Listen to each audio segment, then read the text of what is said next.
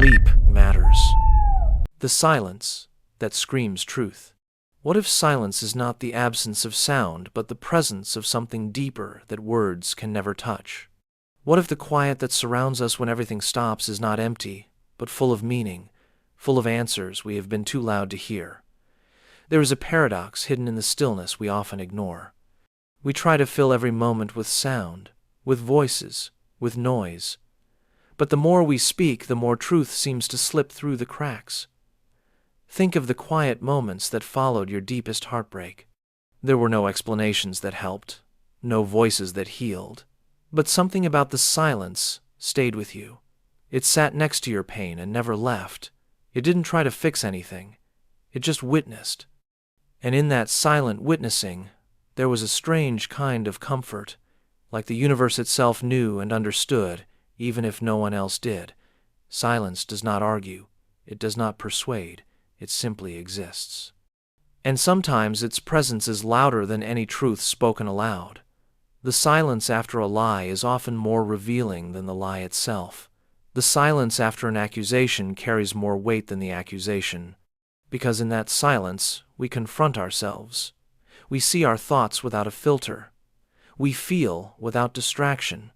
We are forced to listen to what we already know, but have been avoiding.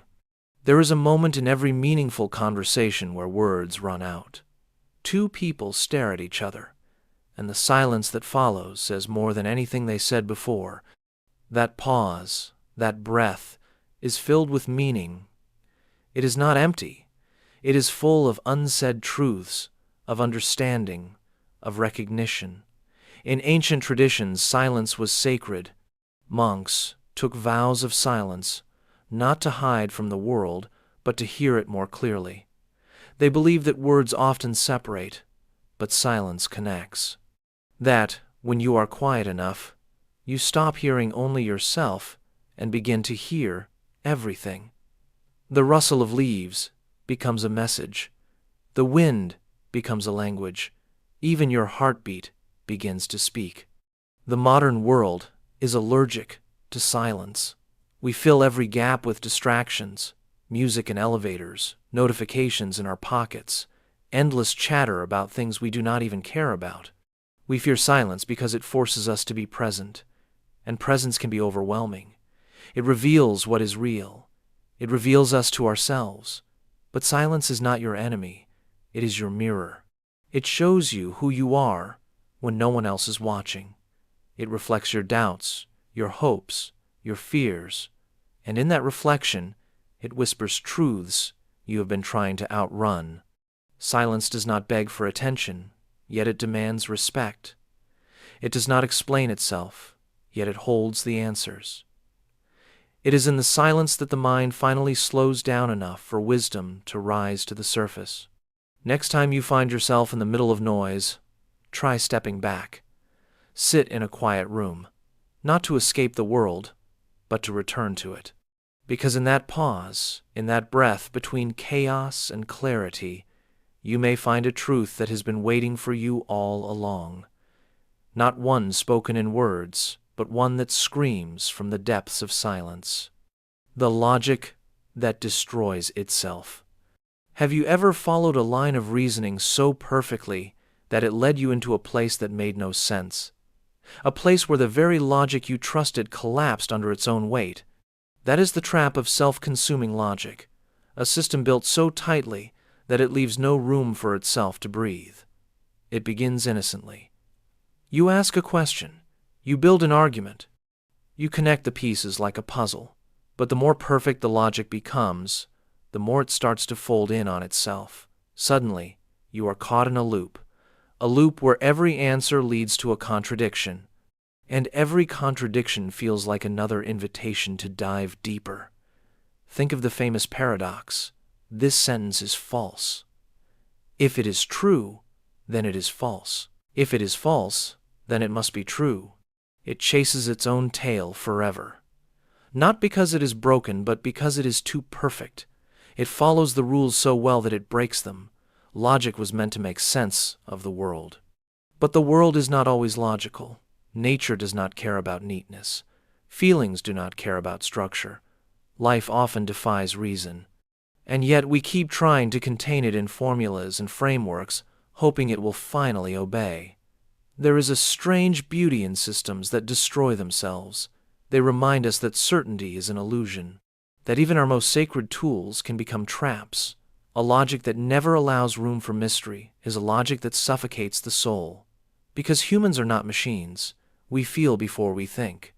We believe before we understand, and sometimes what we feel is more true than what we can prove. In philosophy, there are entire schools of thought that challenge logic. They propose that reason itself has limits, that some truths are not reachable by thought alone, that to understand life, you sometimes have to let go of needing everything to add up. The mind wants clarity, but clarity often comes at a cost. If you chase it too hard, you start carving reality into pieces that no longer resemble life.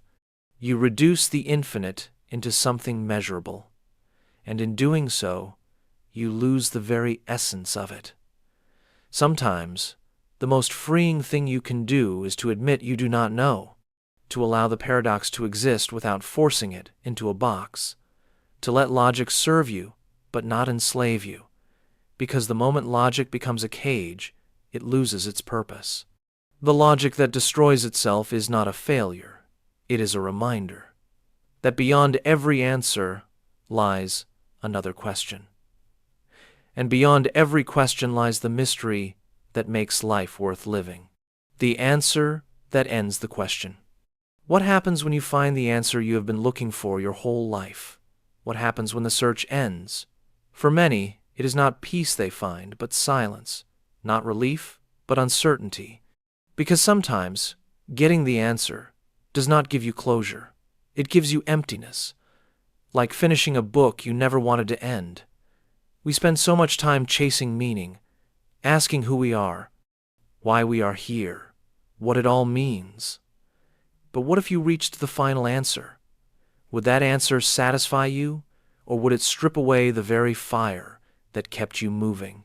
There is something strange about questions. They are not just puzzles to solve. They are journeys to walk. They give life direction. They give your mind a reason to stay curious, but answers close doors. They mark endings. And some doors, once closed, leave behind a silence you never expected. The answer that ends the question is a paradox, because you needed the question to feel alive. It gave you something to wonder about, something to strive for, something to believe in. And now that it is gone, you feel a little less alive. People who chase enlightenment sometimes speak of this. They meditate, study, detach from the world, seeking truth. And when they find it, when they truly see through the illusion, they do not always smile. Some weep, some laugh, some feel nothing at all, because the answer they find does not feel like an arrival. It feels like a letting go of everything they held dear. In a way, it is not the answer that matters. It is the transformation the question created within you, the hunger that shaped your path, the longing that opened your eyes. That was the real gift. The answer was never the goal. The growth was. So when you find yourself nearing a truth you have long pursued, pause. Ask yourself if you are ready to let go of the question, because some truths, once known, cannot be unknown. Some answers, once accepted, change you forever. And sometimes, the answer is not a word. It is a silence, a deep knowing that no longer needs to ask. But with that knowing comes a new kind of quiet, one that might feel like loss, or peace, or both. Perhaps the true paradox is that we do not want answers. We want meaning. And meaning lives in the question, not the solution. So if you find the answer that ends the question, be gentle with yourself. You are not lost. You are simply at the edge of a new beginning, where the silence invites you to ask a different kind of question. The thought that thinks you first. Have you ever stopped to ask where your thoughts come from? Not just the ones you are aware of, but the ones that appear before you even have time to notice them. That flash of feeling, that silent voice in your mind, that sudden idea that seems to arrive from nowhere. We like to believe that we are the thinkers, that we create thoughts. But what if some thoughts create us? This is the strange paradox of awareness. You think you are the one who observes your mind, but often it feels like your mind is the one observing you. A thought shows up, and suddenly your mood changes. A memory surfaces, and your entire body reacts. A word is spoken, and you begin to feel things you never meant to feel. Where did that come from? Who decided that moment? Maybe you are not always in control. Maybe the mind is not just a tool, but a force. One that works in silence, in the background, shaping your identity even before you can claim it. From the moment we are born, thoughts are planted into us, not by choice, by culture, by language, by people around us. You are told what to believe, what to want, what to fear. And you repeat those thoughts so many times that you begin to think they are yours. But are they really? Try sitting still for a moment. Close your eyes. Let your mind do whatever it wants. Do not guide it. Just watch. You will see thoughts arrive without warning. Some make sense, some do not, but all of them seem to know your name, as if they have been waiting, as if they already know what you are about to feel before you do. This is the idea that some thoughts think you first. Before you make a decision, the thought that leads to it already exists. Before you speak, the sentence is already formed. You may believe you are the source, but often you are just the receiver. This does not mean you are powerless. It means you are deeper than the surface of thought. You are the space in which thoughts arise. You are the awareness that watches them come and go. But to understand this, you must begin to notice the space between thinking and knowing, between reacting and observing. Some ancient teachings say the first step to peace is not controlling your thoughts, but realizing they are not you. They are visitors, some helpful, some harmful, some kind, some cruel, but all temporary. You are the sky. They are the weather. There is freedom in this, because when you know that a thought is not the final truth, you can choose how much power to give it. When anger rises, you can watch it instead of becoming it. When doubt appears, you can question it before it defines you. When fear knocks, you can choose whether to open the door. The thought that thinks you first is not your enemy. It is a doorway. It invites you to wake up, to ask deeper questions, to discover the mind beneath the mind, the you behind the thought. And once you begin to see that, you are no longer trapped in every emotion or every belief. You are free to be the witness, the one who chooses, the one who is aware. The mirror that never reflected back. There is something unsettling about a mirror that refuses to show your face. You stand in front of it, waiting, expecting to see yourself. But the surface remains blank, empty, silent. Not broken, just unwilling to respond. This is the paradox of identity. You search for yourself in others, in reflections, in reactions. You want to know who you are by seeing how the world sees you. But what happens when the world gives you nothing in return? Maybe it is someone who does not acknowledge your presence. Maybe it is a life that does not respond the way you hoped. Maybe it is silence from the people you love. Whatever it is, it feels like standing in front of a mirror that does not reflect back, and it forces you to ask, without that reflection, who are you really? The mirror has always been a symbol of self, but it only shows you the outside, the surface, the arrangement of features. It cannot show you your thoughts, your struggles, your dreams. It cannot show you the parts of you that matter most. And yet, we give it so much power. The same happens with people. You begin to define yourself based on how they see you. You shape your identity around their approval, their affection, their attention. But when they stop responding, when the reflection fades, you feel lost, as if you no longer exist. This is where the mirror that never reflects becomes your teacher. It invites you to stop looking outward for validation. It challenges you to find your reflection within, to become the mirror for yourself. It is not easy, because we are wired for connection. We crave feedback. We need to be seen. But there is a kind of peace that comes when you learn to see yourself even when no one else does. When you stand in front of that blank mirror and say, "I still am," this mirror shows nothing because it wants you to stop looking for answers on the surface. It wants you to turn inward, to listen instead of look, to feel instead of search, because the truest reflection is not in glass or in eyes. It is in silence, in stillness, in being. Some never learn this. They spend their whole lives chasing mirrors that lie, mirrors that flatter, mirrors that distort. But the wise ones know that a mirror that never reflects is not broken. It is sacred. It teaches you that what you seek is already within you.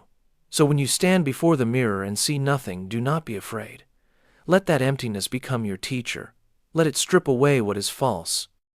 Let it reveal what cannot be seen, but can only be known. You are more than what reflects back. You are what remains even when everything else disappears. The lie hidden in every truth. Can a truth still be dangerous if it hides something inside it? Can something be completely true and still lead you astray? There's a strange tension between truth and deception.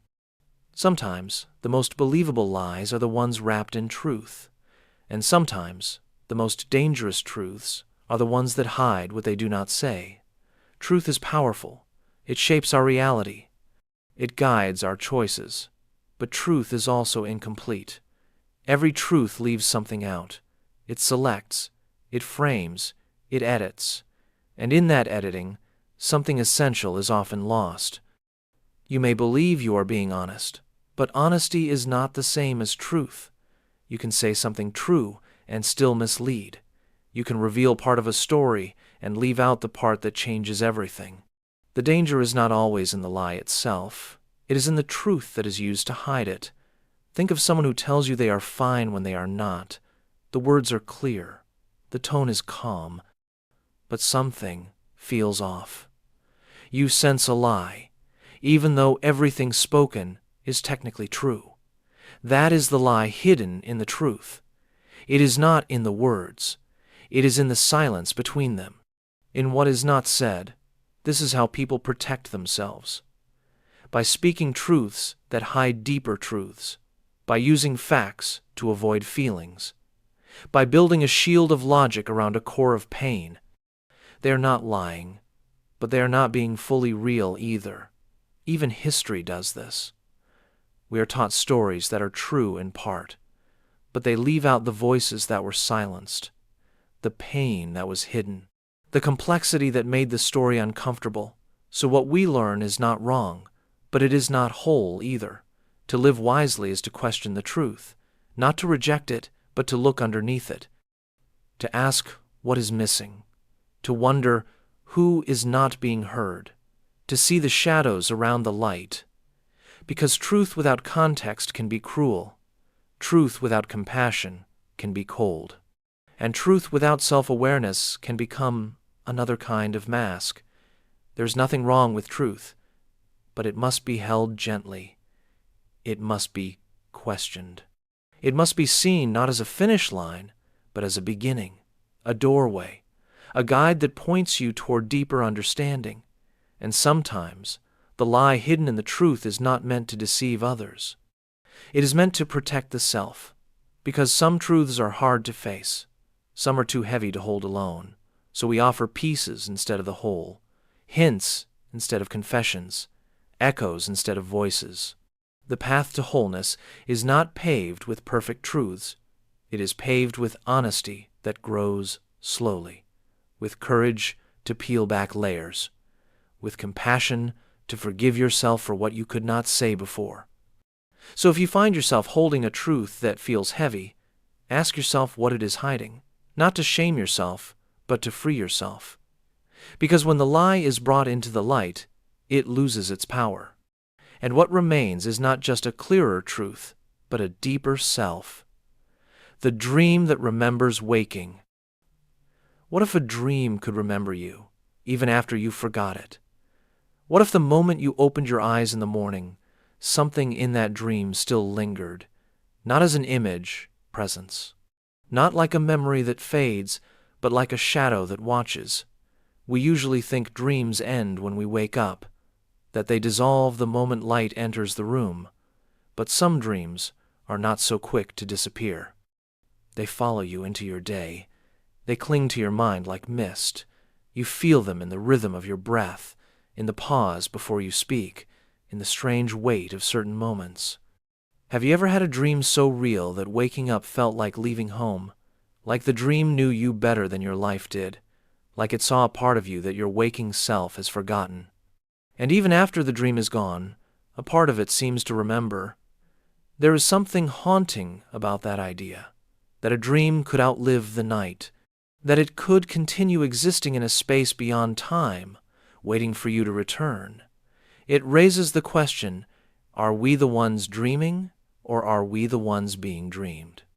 The mind does not shut off when we sleep. It opens, it rearranges, it rewrites, it processes emotions we ignore, it speaks in symbols we pretend not to understand. And when we wake up, we often treat it all like noise. But sometimes, what we call nonsense is simply truth speaking a language we have forgotten. A dream that remembers waking is not just a story playing behind your eyelids. It is an echo of something deeper. It is a message that refuses to be erased. Maybe it is trying to remind you of something. Maybe it is holding on until you are ready to see it. Children understand this better than adults. They wake from dreams with wide eyes, convinced that what they saw was real, and maybe it was. Maybe dreams are not fiction. Maybe they are memories from a part of your consciousness that never sleeps. In many cultures, dreams are seen as messages, as visions, as glimpses into other layers of existence. They are not random. They are sacred. And in those traditions, dreams are never fully gone. They wait. They remember. You might pass someone on the street and feel something familiar, as if you met them in a dream long ago. You might visit a place for the first time and know exactly where everything is, not because you have been there, but because a dream has. The more you listen, the more you begin to sense it, the presence of something watching gently, not in fear, but in recognition. The dream that remembers waking does not need to be understood. It only needs to be acknowledged. So the next time you wake up and feel that strange pull, do not rush to forget. Let the feeling sit with you. Let it breathe. Let it tell you something without words. Because maybe you are not the only one who remembers the dream. Maybe the dream remembers you too. The shadow cast by nothing. Can something cast a shadow if it does not exist? Can a presence leave a mark when there is nothing there to begin with? That is the strange riddle of absence. We often think only objects cast shadows, only things with weight, but sometimes the deepest shadows are born from what is not there. Think of someone you once loved who is no longer around. Their absence feels like a shape in your life. You can feel where they used to be. You can sense the outline of their presence even though they are gone. That is a shadow cast by nothing. A darkness formed not by what is, but by what is missing. Emptiness is not just a lack. It is a presence in its own way. It has form. It has feeling. It touches your life quietly, like wind on the skin. And in some moments, that emptiness feels more real than anything else. There is a room that feels hollow after someone leaves it, a pause in a conversation that says more than any sentence. A gap in your routine that reminds you of something that used to be there. These are all shadows, shadows without substance, yet they carry weight. This paradox is everywhere. A silent phone that reminds you someone has not called. An empty chair at a dinner table that holds more emotion than the people sitting next to it. Nothingness that behaves like something. It moves us. It hurts us. It teaches us. Even in science, the idea of nothingness is complicated. What looks like empty space is filled with particles we cannot see, vibrations, fields, activity beneath the surface. So maybe nothing is never really nothing.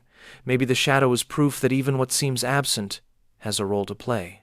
The mind struggles with this idea. It wants to label, to define. But the heart knows better. It knows that not every truth can be touched, that some of the deepest experiences have no shape, no name, only presence. You may not see the source, but you feel the shadow. It follows you. It sits beside you. It reminds you that something once mattered, something once lived. And its absence still echoes through the corridors of your being. To understand the shadow cast by nothing is not to fear emptiness. It is to respect it. It is to recognize that even what is missing can leave a trace. And sometimes that trace holds more truth than what is seen.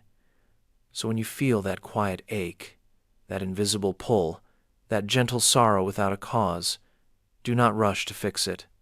Let it be. Let it speak. Let the shadow tell its story.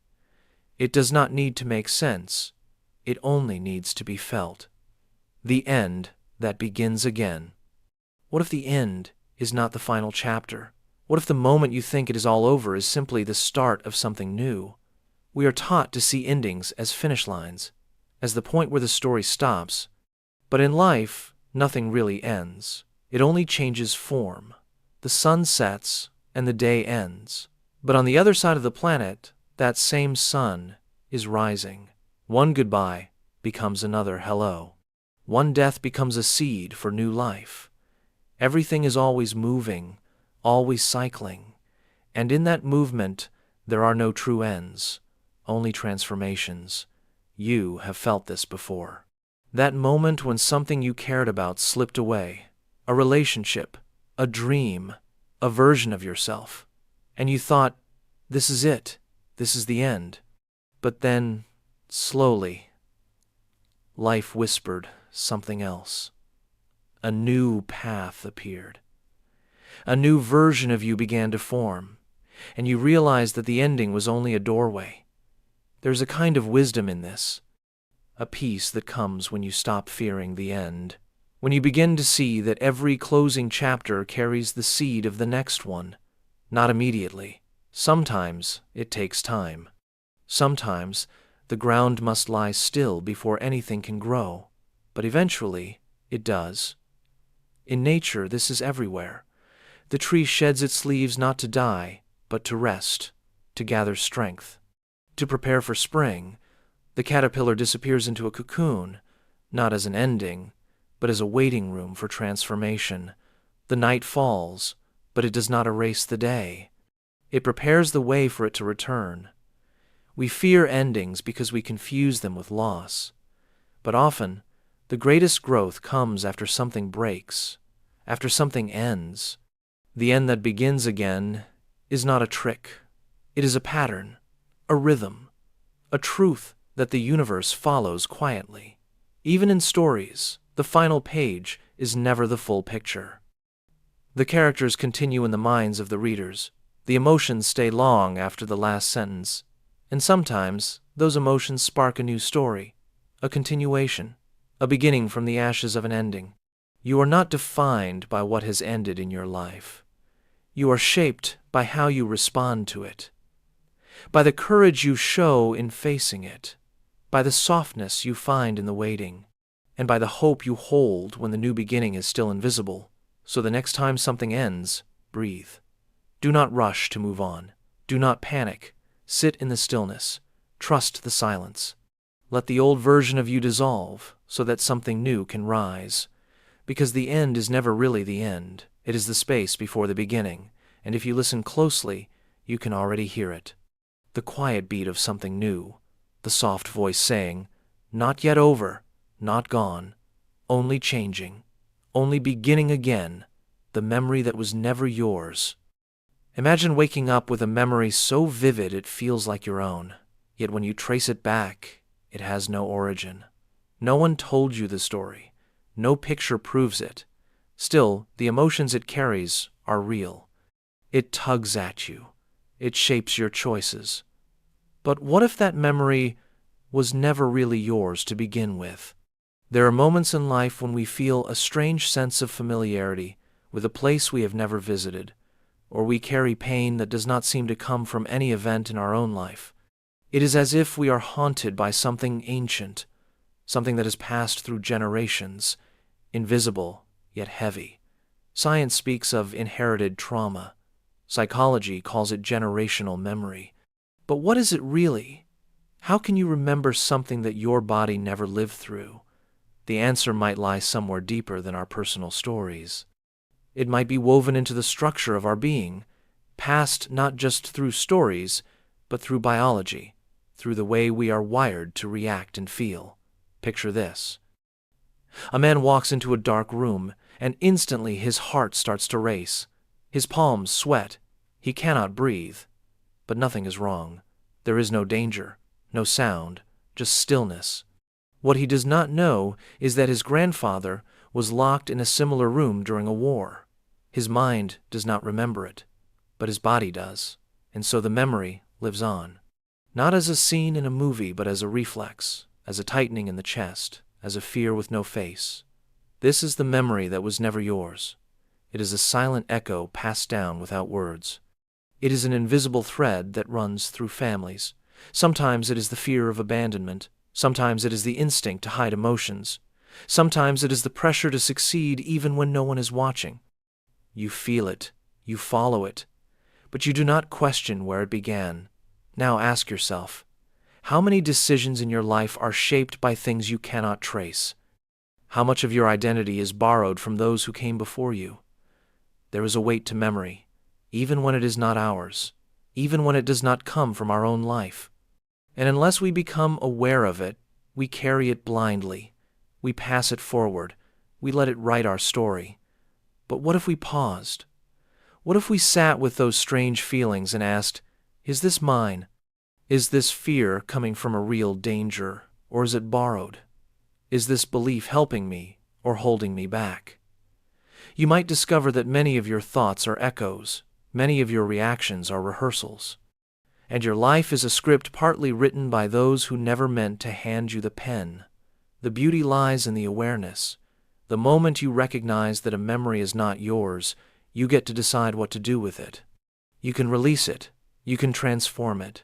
You can stop it from becoming the future of someone else. This awareness is not about blame. It is about understanding. It is about looking at your life with gentle curiosity. It is about healing not just for you, but for the story that came before you. You are the page where the past meets the present. And if you are careful, if you are quiet enough, you can choose what story gets written next.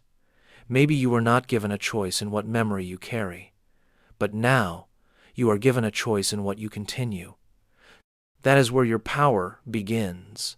That is where the loop can break.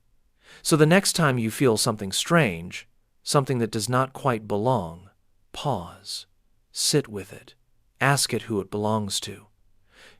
And if it is not yours, you do not have to keep it. This is not forgetting. This is not erasing. This is honoring the story by not letting it control yours.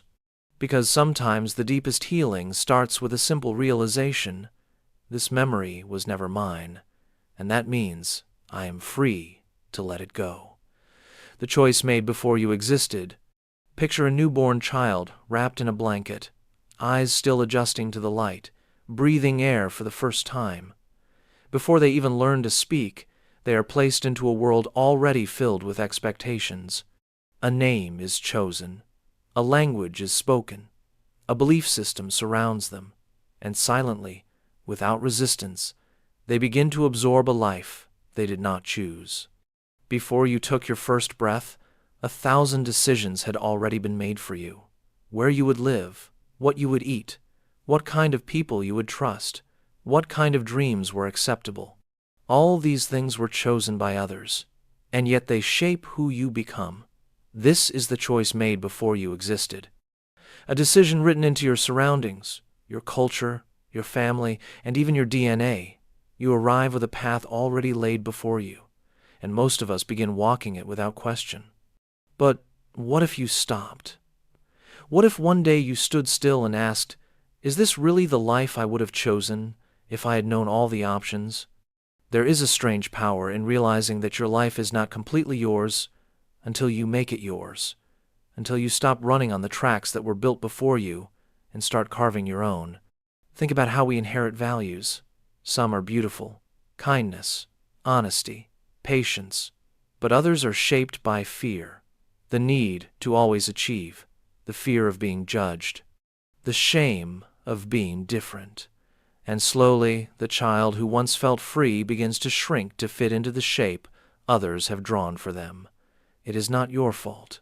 You were born into a system, a set of patterns, and no one warned you that by the time you were old enough to understand it, you would already be deep inside it. But now that you know, you can begin again, not by erasing your past, but by questioning it, by asking who you really are beneath the choices made for you. Do you believe in what you believe because it is true to you, or because it was true to someone else? Do you want the things you chase, or have they been placed in your hands by default? This is the quiet rebellion. It does not need loud words or big movements. It only needs one brave act. Reflection. The courage to ask, what if I chose for myself? Sometimes freedom is not about escape. It is about clarity. It is about looking at your life and understanding what part of it you created and what part of it was simply handed to you. You do not have to reject everything. You can still love your family, your culture, your roots, but you can love them with awareness, with open eyes. You can hold the good and gently let go of what no longer fits. Because you are not here to repeat the past. You are here to reshape it. Every day, you are offered the chance to choose again. Even if the first choice was not yours. Even if you were handed a script, you can still rewrite the ending. This is your life, and it becomes truly yours the moment you begin to live it on your own terms. You may not have chosen the beginning, but you can choose the next page. And in that quiet choice, you reclaim everything, the identity that changes when observed. What if who you are is not fixed, but shaped by who is watching you? What if your identity, the person you believe yourself to be, shifts the moment someone pays attention to it? It sounds strange at first, but deep down, you may have already felt it. You act differently when you are alone than when someone enters the room. You speak with a different voice around your friends than you do with your parents. You carry a different version of yourself depending on who is looking. This is the quiet paradox of identity. That the self is not a solid shape, but a moving reflection. One that shifts with the eyes that gaze upon it. You may feel like there is a real you beneath it all. A true version waiting to be discovered. But when you go looking for it, it moves. It adjusts. It reflects your own search back to you, and suddenly, you are not sure where the mask ends and the self begins. This is not about being fake. It is not about pretending. It is about the natural way your presence responds to attention. You do not think about it, but it happens. Your posture straightens when someone enters the room. Your tone softens or hardens depending on the mood. Your thoughts even take a different path when you know someone is listening. It is similar to a strange discovery in quantum physics, where particles behave differently when they are observed. Alone, they follow one path. Watched, they choose another. The very act of observing changes what is being observed, and maybe the same is true of us. There is something fragile about being seen. It creates pressure. Even the most silent attention can feel heavy. You sense that someone is forming an opinion, measuring you, defining you, and without meaning to, you respond. You change. You become the version of yourself that fits that moment. But this is not weakness. It is sensitivity. It is adaptability. It is your mind trying to stay in rhythm with the world around it. You are not just one person. You are many. Not in a scattered way, but in a flowing way. Like a river that bends with the landscape. Like music that shifts with the room. You are not less real because you change. You are real because you change. Still, this can be uncomfortable. Because we are taught to chase a single unchanging self. To find our one true identity and hold on to it. But maybe that is not how identity works. Maybe it is not about finding one answer, but understanding that the self is made of many layers. Some are quiet, some loud, some known only to you, others revealed only when someone else sees you. Sometimes a stranger brings out a version of you that surprises even yourself, a part that has been sleeping, a tone you did not know your voice could hold, a feeling you forgot you were capable of. And in those moments, you wonder who you really are. It is not a question with a fixed answer. It is a journey, a dance, a play of light and shadow, of being and becoming. Every interaction adds a brushstroke to the painting. Every glance becomes part of your reflection. And yes, there are risks in being seen. You may be misunderstood. You may feel exposed. But there is also power in it. Because sometimes someone else's eyes help you see something in yourself you had forgotten. Something strong, something soft, something true. To live fully is not to hold tightly to one image of yourself. It is to allow your identity to breathe, to expand, to shift, to rise in new shapes as life unfolds. So when you feel yourself changing under someone's gaze, do not panic. Do not cling to who you were a moment ago. Let yourself unfold. Let the moment shape you, just as you shape the moment. You are not a fixed point. You are a living expression, a story still being written. And sometimes, the most honest version of you is not the one you know best, but the one that appears in the presence of another. Not because it is more real, but because it is another part of the whole. The identity that changes when observed is not broken, it is alive. And in that aliveness there is endless room to grow. The voice inside that isn't yours. Imagine sitting alone in a quiet room. No distractions, no phone, just stillness. You close your eyes. A thought appears. It says you are not enough. It whispers you should be doing more. It questions your worth. But where did this voice come from? And, more importantly, whose voice is it? From a young age, we begin to collect voices, not literally, but emotionally. Like a sponge, we soak in the tones and judgments around us, a teacher's criticism, a parent's warning, a classmate's insult. At the time, they seem small. But over the years, these fragments take root and grow. They become the background narration of our mind. You hear it when you fail, when you hesitate, when you stand in front of a mirror. The words repeat, quietly but firmly. You are not smart enough. You are too lazy. You are too slow. You will never be like them. And the mistake we make is thinking these thoughts are our own. But what if they are not? What if the voice inside your head was shaped by other people? What if their fears, their doubts, their standards somehow became your inner compass? You carry their judgments as if they are facts. You let their voices speak in your name. Picture this man. He works tirelessly. He wakes up early, stays late, constantly pushing. But nothing feels good enough. Every accomplishment is quickly forgotten. Every compliment feels undeserved. Deep down, he hears a voice saying, "You must earn your worth." But he cannot remember when that voice first appeared. He only knows it never seems to stop. Now imagine that voice belonged to a father who believed success was love, or a culture that rewarded burnout over balance.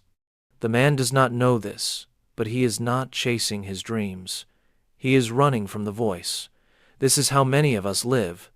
We confuse our true self with the echoes of the past. We mistake old criticism for inner truth. We let the voice inside guide us, even when it is not ours to follow. Sometimes the voice is loud. It screams during moments of failure. It mocks you when you try something new. Other times, it is soft. It plants subtle doubts. It keeps you from asking for help. It makes you shrink just enough so you do not stand out. It is clever. It wears your tone. It borrows your language. It pretends to be you, and that is why it is so powerful. But awareness changes everything. The moment you ask, "Whose voice is this?" something shifts. You begin to step outside of it. You observe it. You stop accepting every thought as truth. You stop following every doubt like a command. This is not easy. At first, the voice might fight back. It will say, "You are being foolish." It will try to prove itself right. But stay with the question. Watch your thoughts. Notice their patterns. And slowly, you will begin to see the difference. You will realize that your true voice is quieter, kinder. It does not shame. It does not push with fear. It simply reminds you of what matters. It encourages growth, but accepts failure. It wants truth, not perfection. The more you listen to this true voice, the weaker the old one becomes. You do not have to fight it. You just have to stop feeding it. Every time you choose compassion over criticism, your real voice grows stronger. And here is the strange beauty. The voice inside that is not yours was also shaped by voices that were not theirs. Your parents, your teachers, even your friends were echoing what they had been told. This is not about blame. It is about breaking the chain. You are not here to carry every opinion. You are not here to live out someone else's story. You are here to uncover your own. To do that, you need silence, not the absence of sound, but the quiet space where you can hear yourself, where you can sit with a thought and ask, "Do I believe this? Do I want this? Is this helping me?" Sometimes the answer will surprise you. You might find that the voice urging you to quit is afraid, not of failure, but of being seen. You might find that the voice pushing you to achieve is not chasing joy, but trying to prove something that no longer matters. In that awareness, you are free. Free to rewrite the script. Free to let go of what does not belong. Free to choose a voice that uplifts instead of limits. You might still hear the old voice from time to time. That is normal. But it will no longer hold the same power, because now you know it is not yours. It never was. You are not broken. You are not behind. You are not a reflection of the worst things someone once said to you. You are the one who can choose what stays and what goes. So the next time that voice returns, take a breath. Listen gently. And then, remind yourself of something simple and true. That voice inside is not me, and I do not have to listen anymore. The feeling that can't be felt. What do you call an emotion that lives inside you but refuses to surface? A sensation that lingers just below awareness. You know it is there, but you cannot name it. You cannot describe it. You cannot feel it in the way you feel sadness or joy or fear. Yet it pulls at you, shapes your days, colors your thoughts. It is like trying to catch fog with your hands. The more you reach for it, the more it slips away. There are moments in life where something feels off, not wrong, not broken, just slightly out of rhythm. You carry on with your routine, but something inside you is unsettled. You feel a weight, but cannot tell where it rests. You feel a tightness, but cannot find its shape. People ask if you are okay, and you say yes, because how do you explain what you do not understand? This is the paradox of the feeling that cannot be felt. It is not numbness. It is not denial. It is presence without clarity. It is like hearing music in the distance but not being able to make out the melody. You know something is playing, but you do not know the song. Some people live with this for years. A quiet unrest. A persistent hum beneath the surface. It is not enough to stop them, but it is always there. They try to distract themselves, to keep moving, to stay busy, but in the silence between distractions, the feeling returns. Not louder, just there. Often, this feeling is tied to something we have not fully processed, a grief we have buried, a desire we have silenced, a truth we have not faced. But it does not shout, it whispers. And in its whisper, it confuses us, because we expect emotions to be loud, clear, understandable. But this one is different. It hides in the body, in the breath, in the pauses between words. There is a kind of wisdom in this feeling. It is your mind trying to protect you from something you are not yet ready to face. It is not betrayal. It is timing. Sometimes The feeling that cannot be felt is waiting for the right moment, the right safety, the right silence, and until then, it stays just out of reach. You do not have to force it open. You do not have to name it right away, but you can learn to sit with it, to notice it, to respect it. You can close your eyes and feel into your chest, into your stomach, into your shoulders. Where does it live? What does it want? You may not find the answer today, but asking the question is already a beginning. You are not broken for not knowing how you feel. You are not lost for not having the words. Some emotions are too old for language. Some are older than memory. They live in silence, in stillness, in dreams that do not make sense but leave you waking with tears. Over time, with patience and care, the feeling that cannot be felt begins to soften. It begins to shape itself.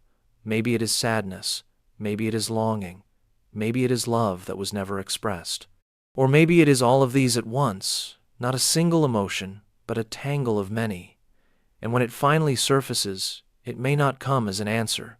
It may come as a sigh, a cry, a moment of stillness where everything becomes clear for a breath or two, and then it passes. Not gone, but understood a little more. You do not need to fix this feeling. You only need to meet it, to make space for it, to let it teach you what cannot be learned through words. Because some feelings are not meant to be felt in the usual way. They are meant to be held, to be honored, to be lived through. The path that walks the walker. What if the road you are on is not something you chose, but something that chose you? What if you are not just walking the path, but the path is walking you, shaping you, guiding you, becoming you with every step you take? We often believe we are in control, that we are the ones making choices, setting goals, moving forward. But sometimes it feels like the direction is already written, like something is pulling us, gently but firmly, toward a place we cannot yet see. Have you ever made a decision that felt less like a choice and more like a calling? You did not plan it, you did not prepare for it. But when the moment came, something inside you said yes before your mind could argue. And looking back, you realize it was never really about your plan. It was about surrendering to something deeper. This is the mystery of the path that walks the walker. It is not passive. It is not fate in the sense of something rigid or unavoidable. It is more like a dance, a rhythm between you and the world. Between your inner compass and the outer landscape, you move, and it moves with you. You hesitate, and it waits. You trust, and it reveals. There are times when you try to force your way forward. You have a vision, a map, a goal, but the ground beneath you does not respond. Doors close, people leave, things break, and you feel lost. But maybe you are not being punished. Maybe the path is shifting. Maybe it is guiding you away from what you thought you needed toward what you are truly meant to find.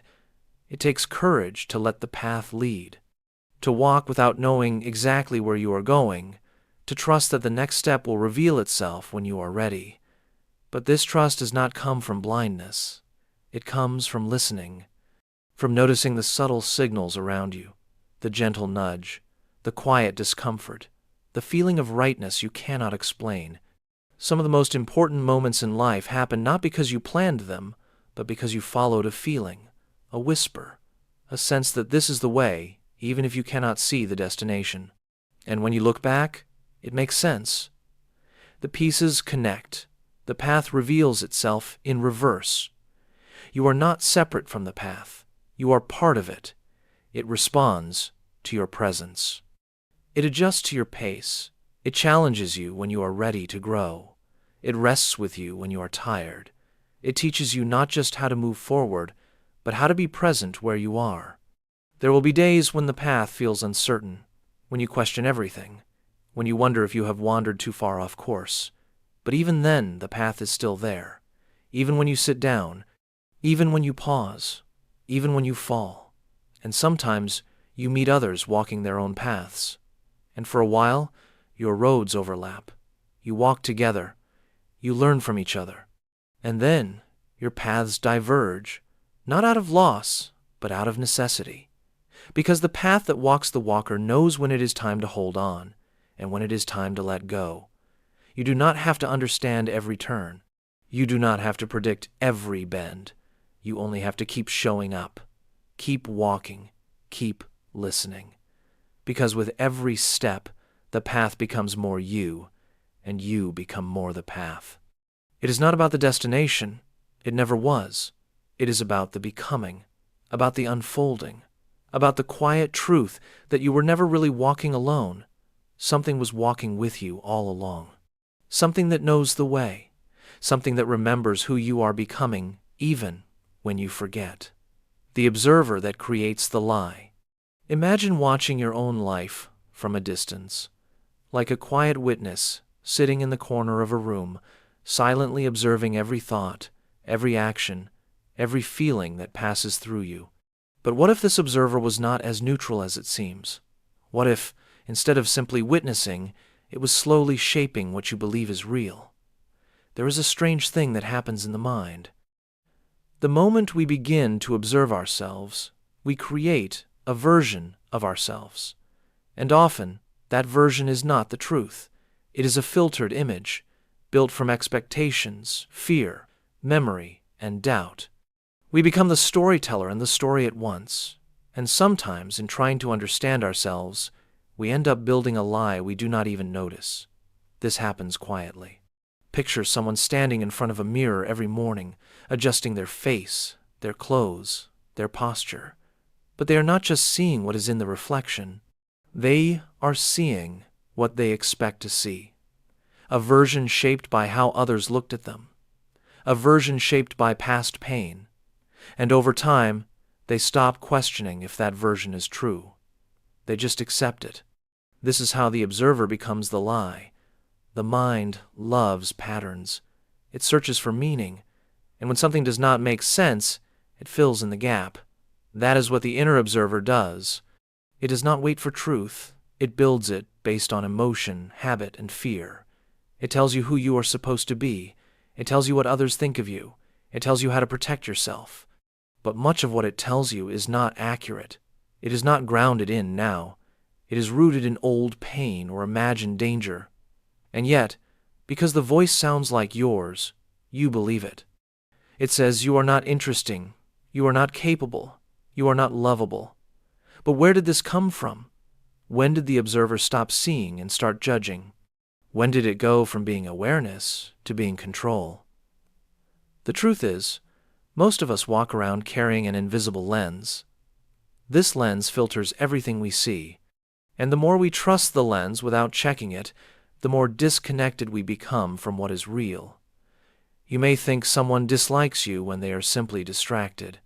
You may think you are failing when you are just learning. You may think you are not enough when you are simply growing. This lie is not loud. It is soft, steady, and convincing. It shows up in the hesitation before speaking, in the way you replay conversations, in the doubt that follows a compliment. It is a lie that pretends to be clarity, but there is a way to see through it, not by fighting the observer, but by stepping back from it, to notice the voice and ask, is this real? Is this kind? Is this helping me? You are not the voice in your head. You are the space that hears it. And in that space, you can decide. You can shift from believing the story to questioning it. You can see the thoughts and not become them. You can feel the fear without letting it lead. Imagine watching a storm through a window. You feel the wind. You hear the rain. But you are not the storm. You are the witness. That is what awareness truly is. Not control, not judgment, just presence. When you live from that place, the observer becomes honest again. It stops creating lies and starts seeing things clearly. It sees you not as broken, but as becoming. Not as behind, but as unfolding. It sees the pain without defining you by it. It sees the mistakes without turning them into shame. This clarity is not perfect. The lie may still return, but it will no longer trick you, because you know it now. You see its shape, you see its origin, and most importantly, you see beyond it. You begin to live from truth, not fear, from presence, not story, from awareness, not assumption. You do not have to silence the inner voice. You only need to stop confusing it for truth. Because once you understand that the observer can lie, you become free to choose a deeper truth, one that is quiet, one that is kind, one that waits patiently beneath the noise, ready to be heard again. The belief that doubts itself. Picture this. You believe in something deeply. It could be your dream, your talent, your value. But just as you begin to trust it, a small voice whispers, "What if it is not true?" And suddenly, doubt spreads like a shadow over the light. You still want to believe, but the belief begins to tremble. This is the belief that doubts itself. A strange, quiet contradiction that lives in many of us. We hold on to a belief because we need it, but part of us does not feel worthy of it. And that part keeps pulling at the edges, trying to test if it will fall apart. It starts with hesitation. You think, "I am capable," but then, almost immediately, the doubt appears. Am I really? And instead of strengthening the belief, this constant questioning weakens it. You do not let it grow roots, you water it and dig it up at the same time. Why does this happen? Often, it is because belief is not just a thought, it is a risk. To truly believe in something means to open your heart to it, and when we have been hurt before, we become afraid of that opening. So we hold back. We protect ourselves by doubting what we need the most. Imagine someone who wants to believe they are lovable. They repeat it, they try to feel it, but inside, there is an old memory of being abandoned or rejected, so the belief never fully settles. It stays on the surface. It becomes a mask they wear, not a truth they live. Doubt becomes a shield. It says, "Do not trust too much, or you will be disappointed. Do not hope too much, or you will fall." But what we forget is that this shield also blocks us from joy, from peace, from connection. Belief is not about certainty. It is about courage. It is the choice to keep showing up for something, even when you do not feel it every day. It is the choice to trust a part of you even when another part still trembles. You do not have to feel strong to believe. You only have to be willing to hold the belief gently, even when doubt comes. Willing to remind yourself why it matters. Willing to return to it after every fall, because the truth is, most real beliefs go through doubt. That is part of their journey. A belief that never faces challenge is not strong. It is untested. It is shallow. But a belief that survives doubt becomes deep. It becomes personal. It becomes part of who you are. So if you find yourself doubting, do not panic. It does not mean your belief is false. It means you are human. It means you are walking the path. Let the doubt visit, but do not let it drive. Listen to it, but do not follow it. There is something powerful in choosing to believe again and again, even when it is hard, even when your past tells you not to. That is where transformation happens. Not in the absence of doubt, but in the presence of quiet faith. Think of belief as a seed. Doubt may come as wind, as rain, as cold. But if you keep caring for the seed, it will still grow. It may take time. It may not look like you expected, but it will rise. Not because you forced it, but because you stayed with it. You do not need perfect belief. You need honest belief. The kind that says, "I still struggle, but I will try. I still fall, but I will rise. I still question, but I will not give up on this." Because deep down, you know what is true. And even if the belief doubts itself sometimes, you can choose to believe in it again. And maybe that is the most beautiful kind of belief. One that wavers, one that questions, but still chooses to stay. The future buried in the past. What if the path forward is not ahead of you, but behind you? What if the future you seek is hidden deep within something you have already lived, already forgotten, already buried beneath layers of time? We are always looking ahead, searching for what comes next, but sometimes the map to where you are going is written in the story you have already lived. There is a strange relationship between memory and direction. We treat the past like something finished, something behind us, something that no longer has power. But the truth is, the past is not gone. It is folded into every part of who you are. It lives in your decisions. It speaks through your habits. It colors your reactions. You may think you are walking toward the future, but often you are circling a memory. Think about how certain moments from your past keep showing up, not always in obvious ways, sometimes as patterns, sometimes as fears, sometimes as strange comforts that make no sense. You find yourself drawn to the same kind of person, the same situation, the same emotion. You are trying to move forward, but something keeps pulling you back, and you wonder why. The answer may be hidden in a part of your past you have not fully seen, not because you ignored it, but because you thought it was over. But some experiences do not end just because time has moved on. They wait, quietly, patiently, like seeds under the soil, waiting for the right moment to bloom again, not to trap you, but to complete something, to bring something full circle. This is the future buried in the past. It is not a trap. It is an invitation, a chance to look again, a chance to recover what was lost.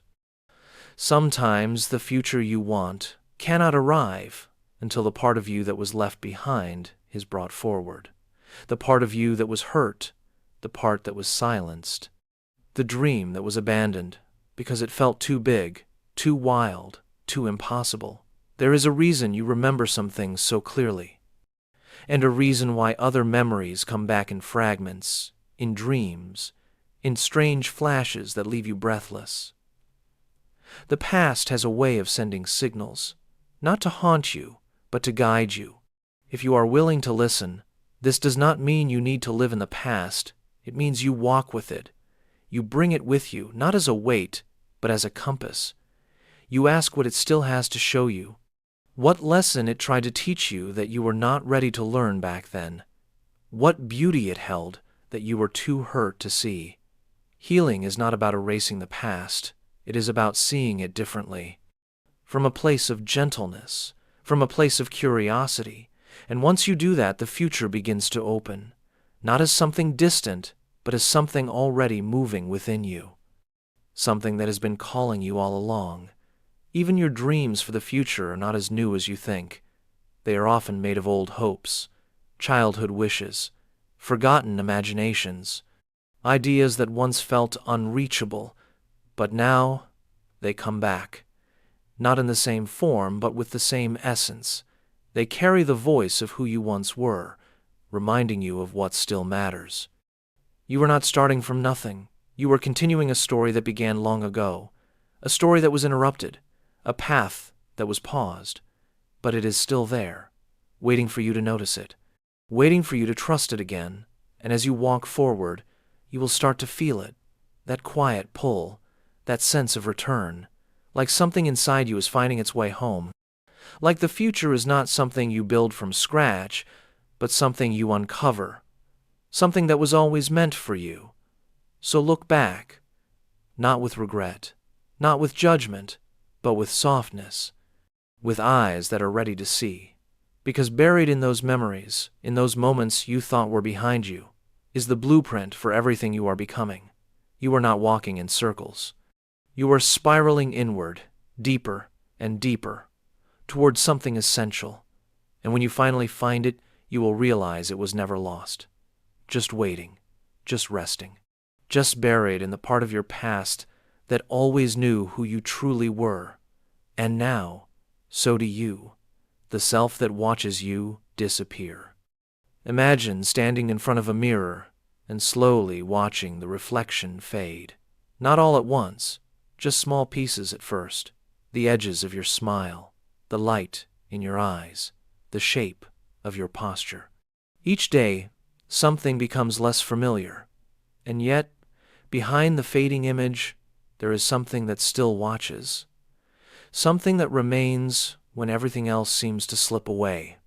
This is the self that watches you disappear, a quiet witness inside you that does not speak much but notices everything. It sees the way you change to fit into places that no longer feel like home. It feels the small sacrifices you make each day to keep others comfortable. It sees you pretending to be fine, even when a part of you is not. There is a strange ache that comes with this kind of disappearance. It is not loud. It does not shout. It settles like dust, slowly covering what once felt bright and alive. You do not wake up one morning and feel gone. It happens slowly, in moments you do not notice at first. When you say yes to things you do not want. When you silence your truth to avoid conflict. When you shrink your dreams because they feel too big for the life you are living. And all the while there is a part of you that watches. It does not blame you. It does not push you. It just waits. Quietly, patiently, like an old friend you stopped calling. Still there, still listening. You might feel this part when you are alone, when the noise stops, when you have nothing to perform for. You feel a deep longing, but you do not know what for. You miss yourself, but you are not sure how to return. This part of you remembers who you were before the world told you who to be. It remembers the way you laughed without checking who was watching, the way you played without planning, the way you spoke without editing your words to sound right. It remembers the version of you that felt whole. But now, maybe you carry a version of yourself that is safer, quieter, more acceptable. One that fits better into rooms where the real you might be too much. And slowly the space between who you are and who you pretend to be grows. Until one day, you wake up and wonder, where did I go? It is easy to lose yourself in the noise, in the responsibilities, in the roles.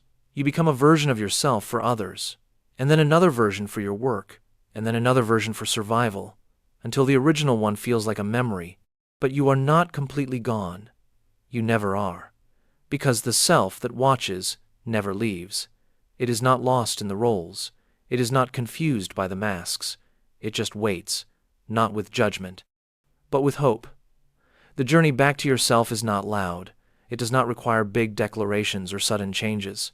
It starts in small moments of honesty, when you pause and ask, is this what I really want?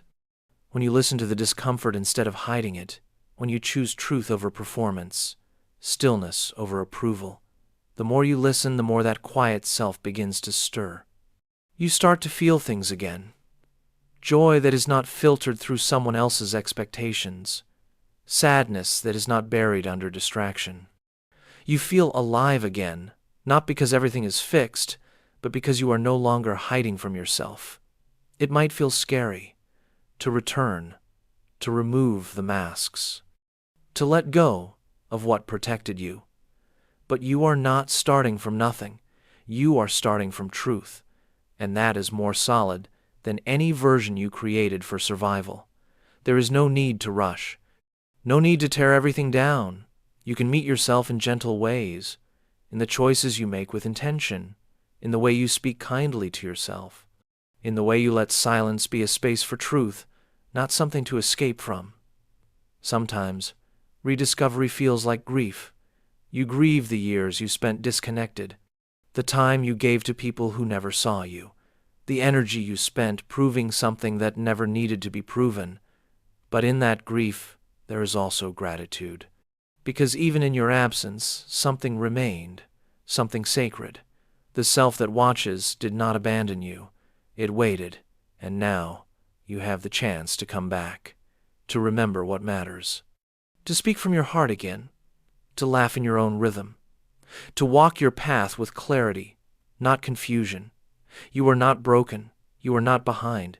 You have simply been away from yourself. And now you are returning. There is something powerful about that. To disappear and still be found. To be lost and still be loved. To forget and still be remembered. So the next time you feel that ache, that emptiness, do not run from it. It is not emptiness. It is space. Space for you to return. Space for you to breathe. Space for you to listen to the self that never stopped watching, because deep down, it always knew you would come back. The door that opens into itself. What if the way out has always been the way in? What if the answers you are chasing are not somewhere out in the world, but curled deep within you, quietly waiting to be found? We tend to think of doors as something we move through to reach something else, a new place, a better life, an escape. But some doors do not lead away. Some doors, when opened, do not take you forward or backward. They fold inward, and they show you yourself. You may have searched for freedom in new places, in new people, in new goals. Always walking, always reaching, always looking for the thing that will finally make it all make sense. But maybe the path you were on was not wrong. Maybe it just needed to turn inward. There is something mysterious about the kind of door that does not open to the outside, but instead opens into the space it already stands in. It seems like a trick, like a loop, but it is not a trap. It is an invitation, one that asks, are you willing to enter the one place you have been avoiding? Are you willing to face what you already are? For most of your life, you were taught to seek, to move forward, to change your circumstances, to fix things, to grow. And while growth is beautiful, it can become another form of running. Because sometimes what we call growth is just another way to stay distracted, another way to avoid the stillness that asks harder questions. You are told to push through, to keep going, to break through walls. But what if you do not need to break through? What if the door is already open? What if the only thing left is to stop, step back, and step in?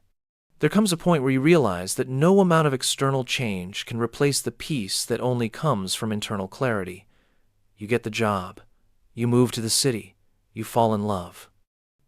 You accomplish what you thought would make you whole.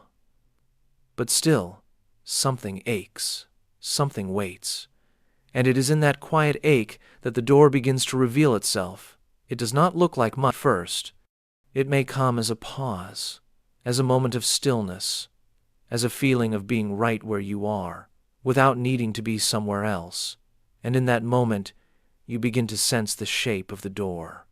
Not outside of you, not beyond you, but within you. It is a door made not of wood or glass or steel, but of awareness, of presence, of willingness to feel everything you have buried, to see the parts of yourself you thought you had to hide. It is the door that requires no key, because it was never locked. It was only forgotten. To open this door, you do not need force. You need honesty. The kind of honesty that feels like surrender. You need to sit with yourself in silence, with no distractions, and allow whatever wants to rise, the pain, the joy, the confusion, the truth, all of it. And when you walk through it, you do not enter a new place. You enter a deeper version of the place you are already in, a more honest version, a more real one. You begin to see the layers, the patterns, the echoes of your past that shaped your present. You see yourself not as a stranger, but as a homecoming. It is not always comfortable. Because the self holds both light and shadow, you will face things you wish you could forget, but you will also find things you thought you had lost. Strength you did not know was still inside you, dreams you thought had died. Peace that does not depend on anything outside of you. The door that opens into itself does not promise an escape. It promises a return, not to who you were, but to who you have always been, beneath the noise, beneath the trying, beneath the pretending. Once you step through, the world does not look different, but you do. You are no longer waiting for something outside to save you. You are no longer trying to outrun the truth. You are present. You are whole. And from that place, everything changes. You may still travel, still grow, still strive. But now it comes from a place of fullness, not lack, of curiosity, not desperation. You are not searching for a door. You are carrying one inside you. Every moment becomes a chance to return. Every breath becomes a doorway. Every pause becomes a path inward. And the more you walk it, the more you realize you were never lost. The journey was never about going out. It was always about coming home. And the home you are looking for is not a place. It is not a future. It is a presence. It is you. You are the door. You are the one who opens. You are the one who enters. You are the one who remembers. The prison made of freedoms. Imagine a world where you can do anything, go anywhere, say anything, buy anything, sleep whenever you want, wake up whenever you choose. No one tells you what to do. No one stops you. No limits, only freedom. It sounds like paradise. But what if that freedom slowly begins to feel like a trap? This is the prison made of freedoms. A strange and quiet paradox that does not arrive with walls or chains. It arrives with choices, too many of them. It disguises itself as opportunity, but slowly becomes confusion. And over time, that confusion becomes paralysis. Picture someone scrolling endlessly through their phone, switching between apps, jumping from idea to idea. They feel busy, their mind is full. But deep down, they feel lost. Not because there is nothing to do, but because there is too much, too many directions, too many options, too many voices telling them who they could be. In the past, when choices were few, direction was clear. Life felt smaller, but it had structure. Now we live in an age of endless freedom. You can learn anything, start anything, share anything.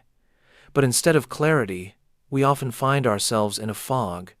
We start things but do not finish them. We commit to nothing because everything seems possible, and in chasing all directions, we end up going nowhere. Freedom without focus becomes chaos. You might feel this in your own life.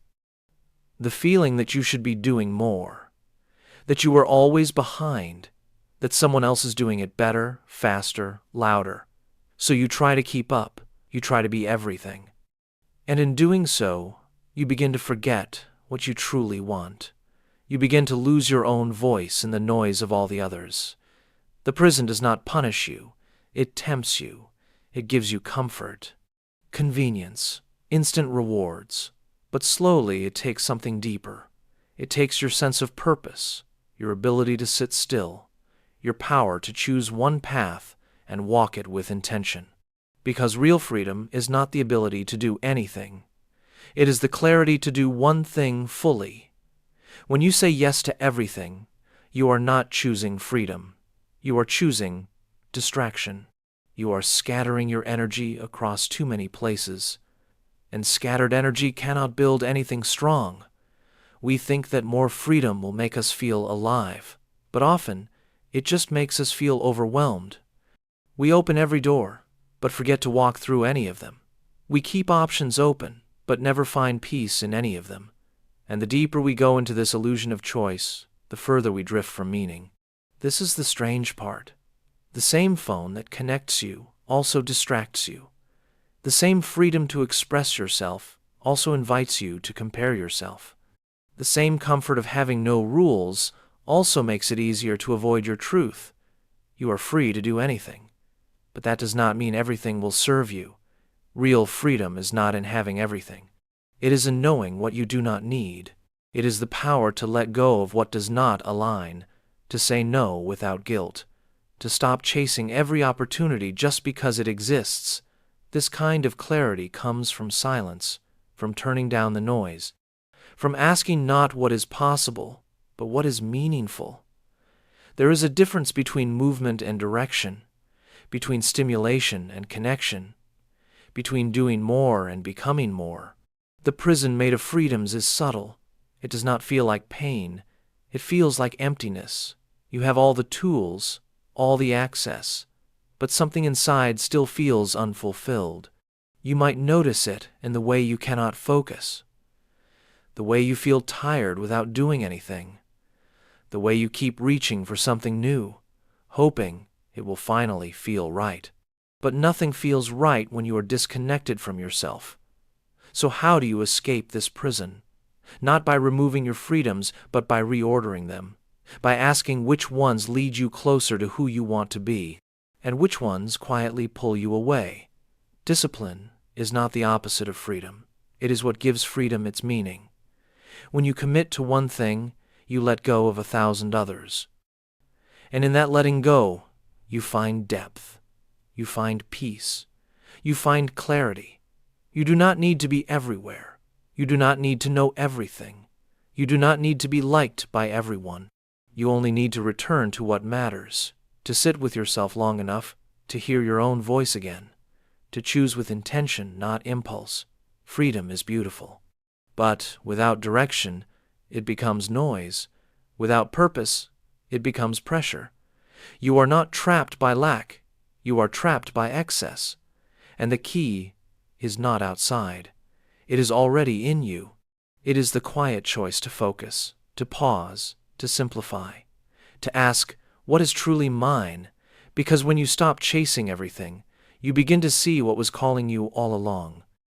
And in that moment, the prison disappears, the fog lifts, the noise fades, and you walk forward, not into more freedom, but into the kind of freedom that feels like peace, the time that skips a beat. Have you ever lived a moment that seemed to vanish before it was fully lived? A memory you can almost feel, but not quite hold. A flash in your day where time itself seemed to miss a step. It is not the kind of moment you plan or control. It arrives quietly, without warning. And by the time you notice it, it is already gone. Time moves like a rhythm, like a beat that keeps everything in place. But every now and then, the beat is not steady. It stumbles, it pauses, it skips. And in that skip, something strange happens, something beyond our usual understanding of the world. Most of life runs in patterns. You wake up, you eat, you work, you sleep. The days blur together in a line you can follow, but every so often, the line breaks. You stop in the middle of the street, not knowing why. You forget what you were just doing. You feel like something has shifted, even though nothing around you looks different. The clocks still tick, the people still move, but inside, something is out of step. Some say these are just lapses in attention, a wandering mind, a tired brain. But what if they are more than that? What if they are moments where time itself folds slightly inward? Moments where the rhythm of reality softens, and we slip through the space between beats. Not long enough to notice fully, just enough to feel it in the corner of awareness. There is a quiet beauty in this kind of moment. It is the space where logic loses its grip, where thoughts pause and the present becomes thick, almost heavy. You do not need to understand it. You only need to feel it, the stillness, the shift, the quiet between the notes. You may have felt it during a long drive, eyes on the road but mind somewhere else. You blink and realize miles have passed, and you remember none of it. You may have felt it while lying in bed, half asleep, half awake, not sure what time it is or how long you have been there.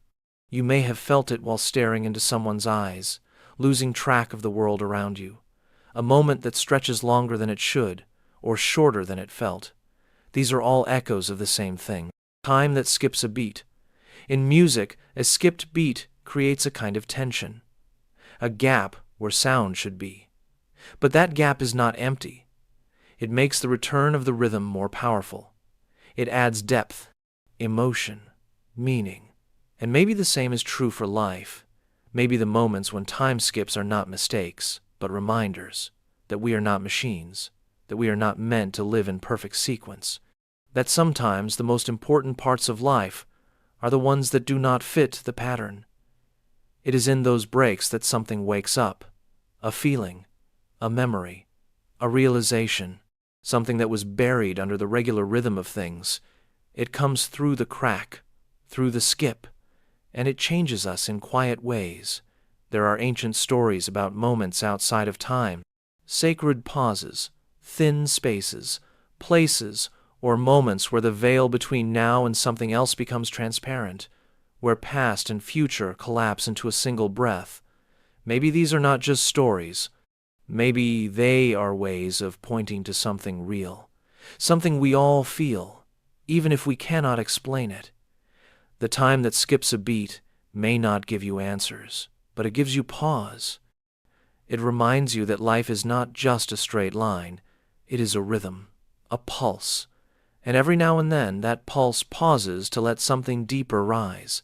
The world keeps spinning, the minutes keep passing, but you are not just a watcher of the clock. You are the one who feels the beat from the inside. And when that beat skips, listen, not with your ears, not with your mind, but with your presence. Because in that skipped beat, you may find something waiting, a forgotten truth, a soft emotion, a reminder of who you are beneath the rush of days. It may not last long, it may not make sense, but it will be real. So the next time you feel that strange shift, do not push it away. Let it in. Let it move through you. Let it show you that not all time can be counted. Some of it must be felt, and some of it, just for a moment, must be allowed to skip. The chaos that follows control. Picture this man. Every morning he wakes up and follows the exact same routine. His alarm rings at the same minute. His coffee is made just right. He dresses neatly. His desk is perfectly arranged. His calendar is color-coded. He plans every hour, every task, every moment. From the outside, it looks like discipline, like success, like someone who has mastered life.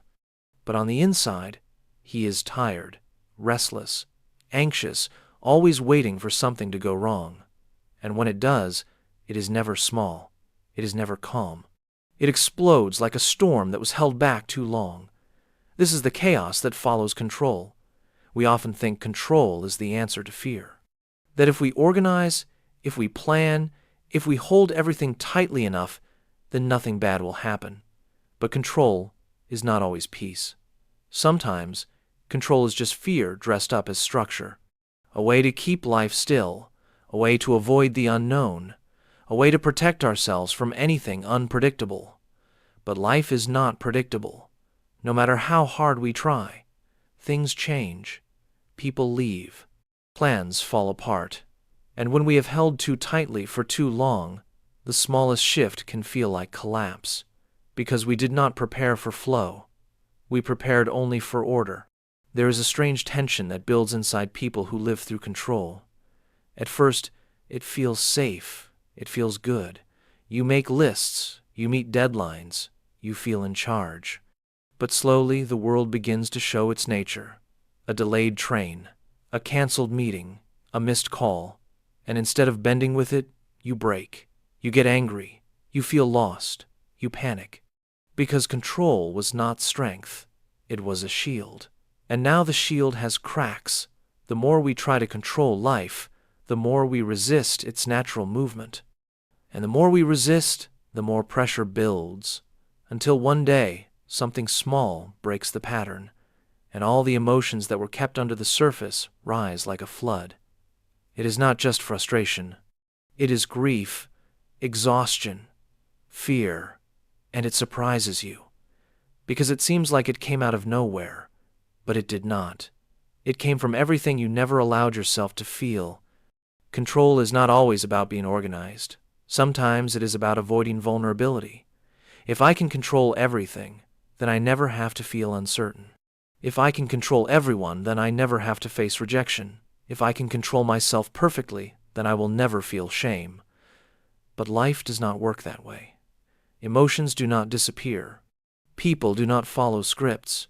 And no matter how tight your grip is, life will move as it needs to. So what happens when control fails? Chaos arrives. But not because life is cruel. Chaos comes to remind us of something important, that surrender is not weakness, that flexibility is not failure, that flow is not the enemy of focus. Sometimes the most peaceful people are not the most organized. They are the most accepting. They trust the process. They know how to adjust. They allow things to change without losing themselves in the change. They do not hold too tightly, and because of that, they do not break when things fall apart. It is not easy to loosen your grip when you have built your identity around control. It feels like letting go of safety, like stepping into fog. But the truth is, safety was never in the control.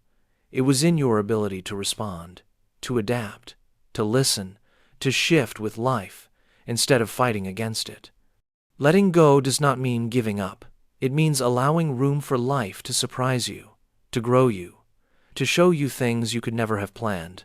It means trusting yourself enough to know that you can handle what comes, even if it does not follow your schedule. You might feel the need to control because life once felt out of control. Maybe something happened that shook your sense of safety, and control became your way of building walls. That is not wrong. That is human. But now, those walls might be holding you in instead of keeping danger out. Freedom is not in the perfect plan. It is in the quiet knowing that even if the plan changes, you will be okay. Strength is not in always being right. It is in being real, in being open, in being present. When chaos comes, do not see it as punishment. See it as an invitation to breathe, to soften, to trust. Let it teach you where you were holding too tightly. Let it show you where your fear was hiding behind control. You can still be intentional. You can still aim high. You can still live with focus. But let it be a dance, not a war. Let your structure breathe. Let your routines be flexible. Let your plans include space for the unexpected, because life is not something to conquer. It is something to experience, and the more you try to make it behave, the more it reminds you that control is an illusion, a fragile one. The real power is in your ability to remain centered, even when the path shifts beneath your feet. So next time chaos visits your well-planned day, take a breath. Do not rush to fix it. Do not fight it. Just feel it. Learn from it. Let it move through. And watch how you grow softer and stronger at once, because behind every wave of chaos is a deeper truth, that the world was never yours to control. But you were always enough to move with it, the soul that forgot its body.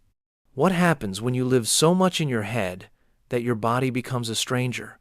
When your thoughts keep moving but your feet do not know where they stand? When you speak your emotions but no longer feel them in your chest? When your soul, busy wandering through time and memory and worry, forgets the home it was meant to live in? The body is where everything begins. It holds you, carries you. It feels the world long before your mind can process it. The chill of the wind, the ache of tired muscles, the warmth of touch. But over time, you start to drift away from it. It often begins without you noticing. A small disconnection, a skipped meal, a night of shallow sleep, a day spent ignoring what your body is asking for. You move through tasks, you get things done, but somewhere inside you are floating above yourself, like you are watching your own life from a few feet away. You are there, but not really. The soul that forgets its body is not lost. It is just distracted. It is busy thinking, remembering, worrying, reaching, planning. It tries to hold everything all at once. The past that keeps returning, the future that keeps calling, the mistakes you keep replaying, the dreams you keep delaying, and in that noise, the quiet voice of the body gets drowned out.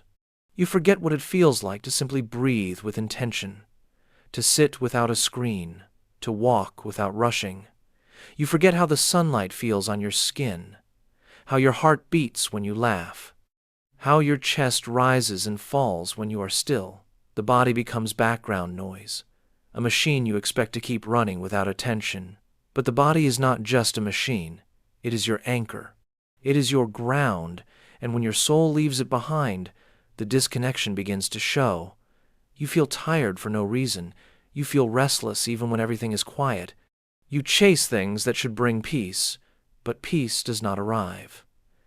Because your soul cannot fully rest in places your body does not feel safe. Some people call it burnout. Some call it anxiety. Others call it disassociation. But whatever name you use, it often carries the same root. A soul that has forgotten its body. You are not wrong for drifting. You are not weak for feeling this way. Life teaches us to value the mind above all else, to solve, to analyze, to push through. But your body has its own wisdom. It remembers things you have forgotten. It holds experiences you have tried to avoid. It knows your truth before you speak it. Reconnection is not a task to check off. It is a gentle return, a slow remembering. It begins with simple things: breathing deeply, stretching slowly, eating with presence, placing your hand on your chest and feeling the rhythm within. It begins with noticing the tension in your jaw, the way your shoulders rise when you are stressed, the way your stomach tightens when you hear bad news, the way your feet feel against the floor. Your body is not against you. It has just been waiting for you to return. Not in guilt, but in curiosity, to ask what it has been trying to say all along. Maybe it needs rest, maybe it needs movement, maybe it needs tears, maybe it needs joy. But whatever it needs you to listen. There is no perfect way to return, no single moment where everything heals, but each small act of presence is a step. Each breath taken with care is a doorway. Each pause between thoughts is an invitation to come home. The soul that forgot its body does not need to be punished. It needs to be welcomed back. Like an old friend returning after a long journey. Let it settle. Let it remember. Let it feel what it once ignored. This is not about avoiding thought. The mind is a beautiful tool, but it is not the only one. The body speaks in its own language. Sensation, stillness, shivers, softness. If you learn to listen, you will find that the answers you are seeking in your mind often live in the body. You do not need to have all the answers right now. You do not need to rush the healing. All you need is a moment of stillness, a breath of awareness, a willingness to feel. And in that space, the soul remembers. It remembers the warmth of presence, the safety of grounding, the honesty of feeling. It remembers the home it has always had, the body that never left, the body that waited, the body that knew you would return when you were ready. And now you are. The whisper louder than thought. Imagine lying awake in the middle of the night. The world is quiet. Your body is still, but your mind is not. Thoughts rush in like waves, each one louder than the last. Plans, regrets, hopes, fears. You try to calm them, to sort them, to quiet them, but they keep moving. Then, beneath all that noise, something else appears. It does not shout. It does not argue. It barely speaks. It is just a feeling, a whisper, soft but steady. And somehow, it speaks more truth than all the thoughts combined. This is the whisper louder than thought. It is not logic. It is not noise. It is something deeper. Something the mind cannot explain, but the heart always recognizes. It shows up when you least expect it. When you are about to say yes to something that does not feel right. When you are about to walk away from something that still matters. When you are about to settle for something less than you deserve. It does not give reasons. It just says, wait. Listen, this is not it. We are taught to trust our thoughts, to follow reason, to analyze, to think it through, and that can be helpful. But not all the time, because not all truth comes dressed as a thought. Sometimes it comes as a whisper, a quiet knowing that does not follow rules, and if we are not careful, we miss it. We drown it in logic. We bury it under explanations. We ignore it because it does not shout. Thoughts are fast. They change. They loop. They argue. But the whisper stays the same. It waits.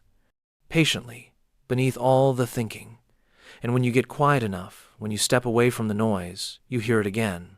It says, come back. Remember, this is who you are. Picture someone in a room full of voices, each one telling them what to do. What is right? What is safe? What is smart? They follow the loudest one. It feels right at first. But as time goes on, something feels off. A dull ache. A quiet sadness. They cannot explain it. Everything looks fine, but the whisper keeps calling, not with urgency, not with fear, but with truth. And slowly, they begin to turn toward it, to trust it. And the more they listen, the more the other voices fade. The whisper is not emotional. It is not dramatic. It is calm, clear. It lives in the body more than the mind, in the stillness behind your chest, in the gut, in the space where thought ends and presence begins. It speaks in feelings, in knowing, not in sentences. Have you ever felt it? That quiet voice that told you to stay when you were about to leave, or to go when you were too afraid to move. That feeling that something was wrong even when everything looked fine? That pull towards something you could not explain? That was the whisper. The part of you that does not need evidence, that does not need approval, that simply knows. But in a world filled with noise, it is easy to miss, easy to doubt, easy to brush aside. We are constantly thinking, planning, comparing, analyzing, and in that constant mental movement, we become strangers to our own inner voice. We trust what is loud, we chase what is shiny, we follow what is popular, and we forget that some of the deepest truths are spoken in silence. The whisper will never force you, it will never push, it will never make promises. It only offers guidance, gentle, honest, patient. To hear it, you have to stop performing, stop rushing, stop solving. You have to sit still, not just physically, but mentally. You have to be willing to hear what you might not want to hear. And in that space, the whisper returns. It always does.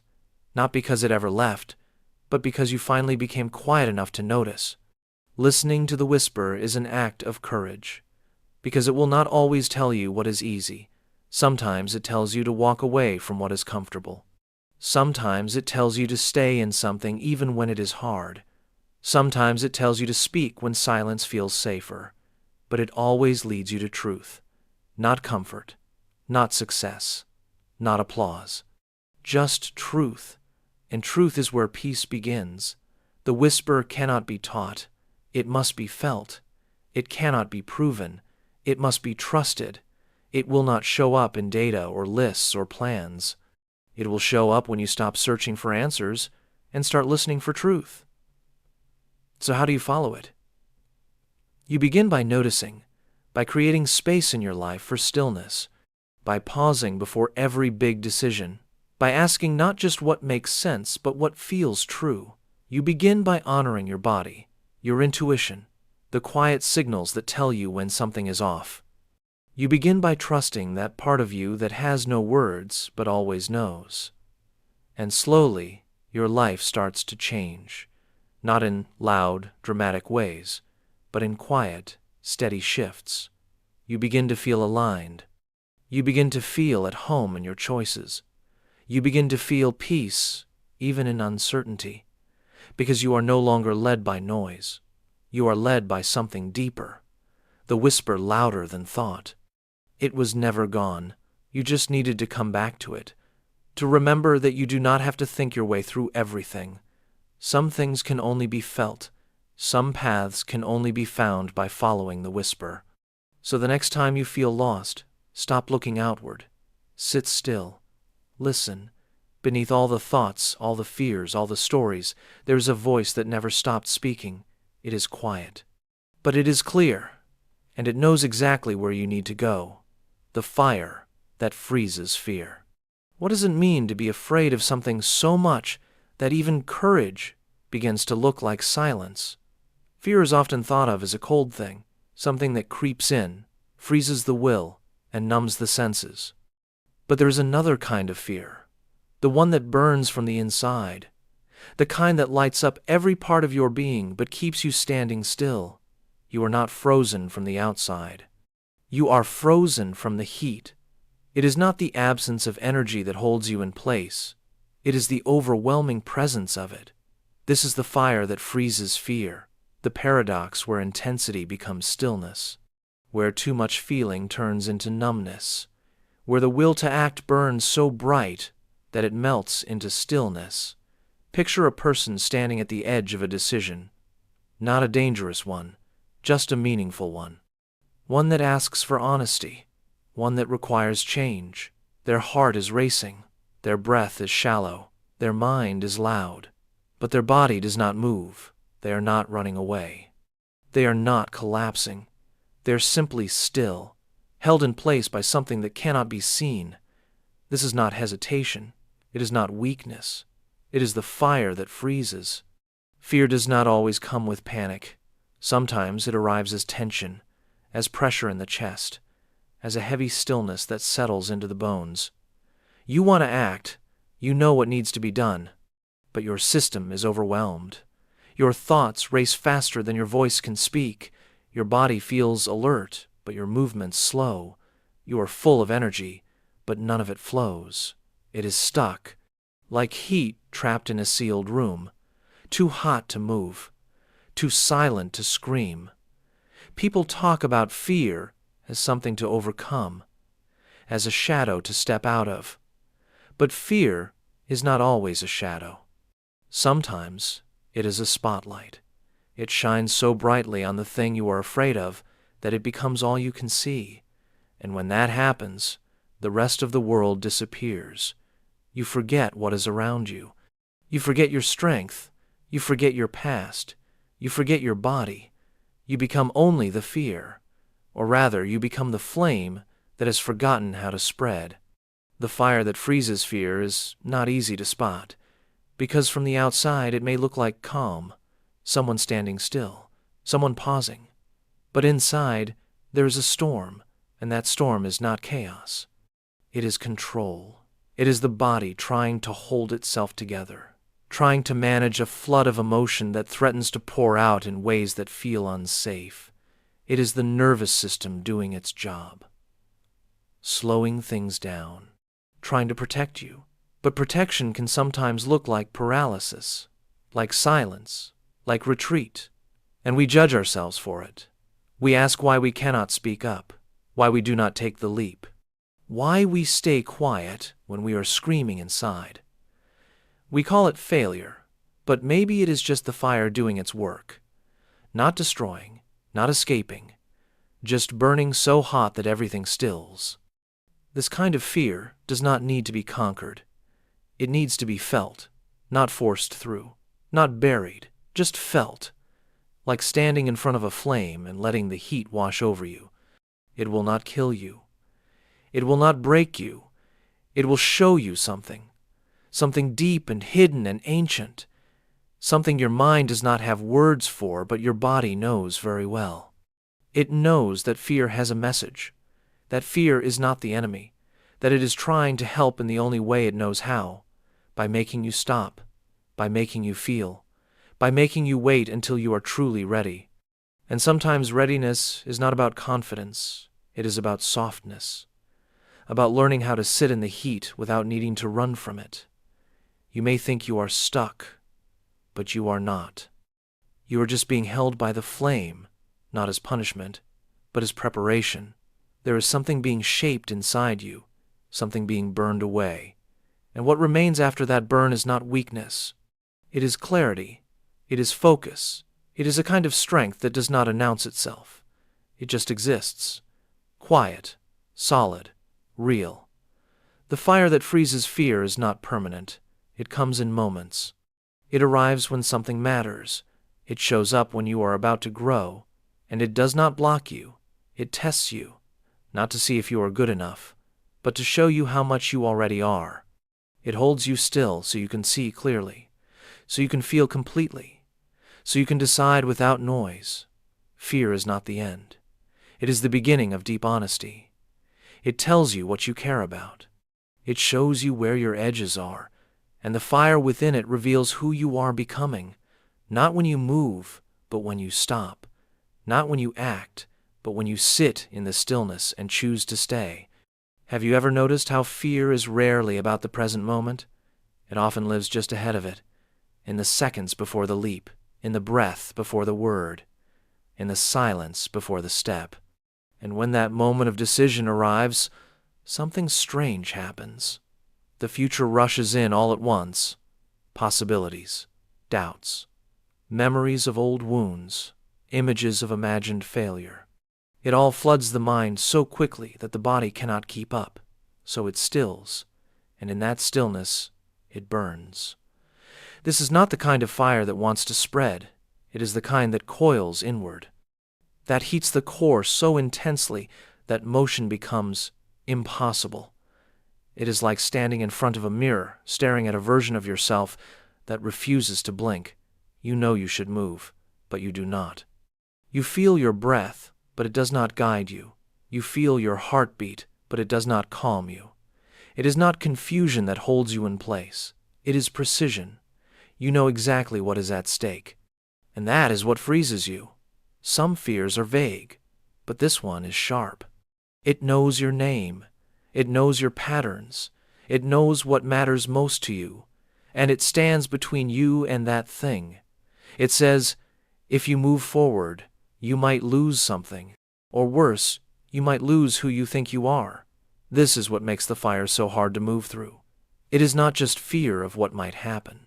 It is fear of who you will become if you let it happen. Fear of success. Fear of failure. Fear of being seen. Fear of being changed. All of it wrapped in the same silent heat. It does not roar. It does not crackle. It hums, quiet and relentless. But there is a truth hidden in that silence. A truth most people miss. The fire is not there to punish you. It is there to prepare you. It is not telling you to stop forever. It is asking you to pause until you are ready to move with intention, until the movement comes from alignment, not impulse. You do not have to fight the fire. You do not have to extinguish it. You only have to sit with it long enough to hear what it is saying. It might be asking you to let go of something, a belief, a role, a story you have told yourself. It might be showing you a doorway, not outside, but inward. There is a kind of courage that looks like waiting, a kind of strength that looks like stillness. People around you may not understand it. They may see hesitation and mistake it for weakness, but they do not see the fire. They do not feel the heat that you carry quietly. This fire has its own timeline. It does not rush. It does not slow. It moves at the pace of your becoming. And when the time is right, the freeze begins to thaw, not with a loud shift, but with a quiet breath. You begin to feel the parts of yourself that went numb, your hands, your thoughts, your voice. They begin to return, not as they were, but as something new. And in that return, something changes.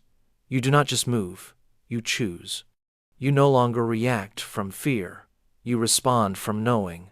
The knowing that came from sitting with the flame instead of running from it, from staying when everything in you wanted to escape. This is the alchemy of fear. Not to destroy it, but to transform it, to let it show you what matters, to let it shape your boundaries, to let it carve out the space where your truth can grow. Some people never learn this. They fight the fire. They try to force their way through it. But you cannot push through what needs to be understood. You cannot skip the stillness that sharpens your insight. You cannot outrun the part of you that is trying to catch up. So when you feel the fire again, when the moment comes and your breath shortens and your hands tremble and your thoughts circle like smoke, do not flee. Do not rush. Let it burn. Let it say what it needs to say. Let it show you who you are on the other side of fear, because there is something inside you that cannot be burned, something beyond fear, beyond doubt, beyond silence. And that part of you is waiting. It has been shaped by the heat, strengthened by the pause, sharpened by the weight. That part of you will carry the flame forward, not as a weapon, but as a light, and with that light, you will step into what once scared you, not because the fear is gone, but because the fire taught you how to walk through it without forgetting who you are. There comes a moment after the fear softens, after the fire that once held you in place starts to flicker instead of roar. You begin to notice movement again, not forced, not rushed, just natural, like a river that had been frozen for too long finally starts to melt. Slowly, quietly, it begins to flow. And in that gentle return, something is born.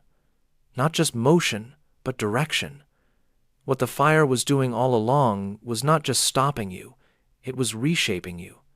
In the stillness, it was carving away the unnecessary, melting the illusions, strengthening what mattered. And now, with each step, you carry less weight but more depth. You walk not as someone escaping fear, but as someone who has listened to it and lived through it. Most people think fear disappears when you conquer it, but real fear does not vanish. It transforms. And it transforms you. The fire that once paralyzed you becomes part of your foundation. You do not leave it behind. You carry it as wisdom. You carry it as clarity. You carry it as a reminder that you have already been through worse and found your way back. You do not become fearless. You become familiar with your own silence, with your own storms, with your own resilience. The fire that once made you freeze now keeps you warm. It protects you from carelessness. It reminds you what is sacred. It helps you move through life with more presence, more honesty, and more softness. This is not the same fire you started with. That fire burned with urgency. This one burns with purpose. It does not ask you to rush. It does not ask you to hide. It simply asks you to show up, fully, completely, without shrinking. Fear loses its grip not when you deny it, but when you no longer try to control it, when you allow it to be there without letting it drive you, when you hold space for it like you would for an old friend who means well but no longer decides how you live.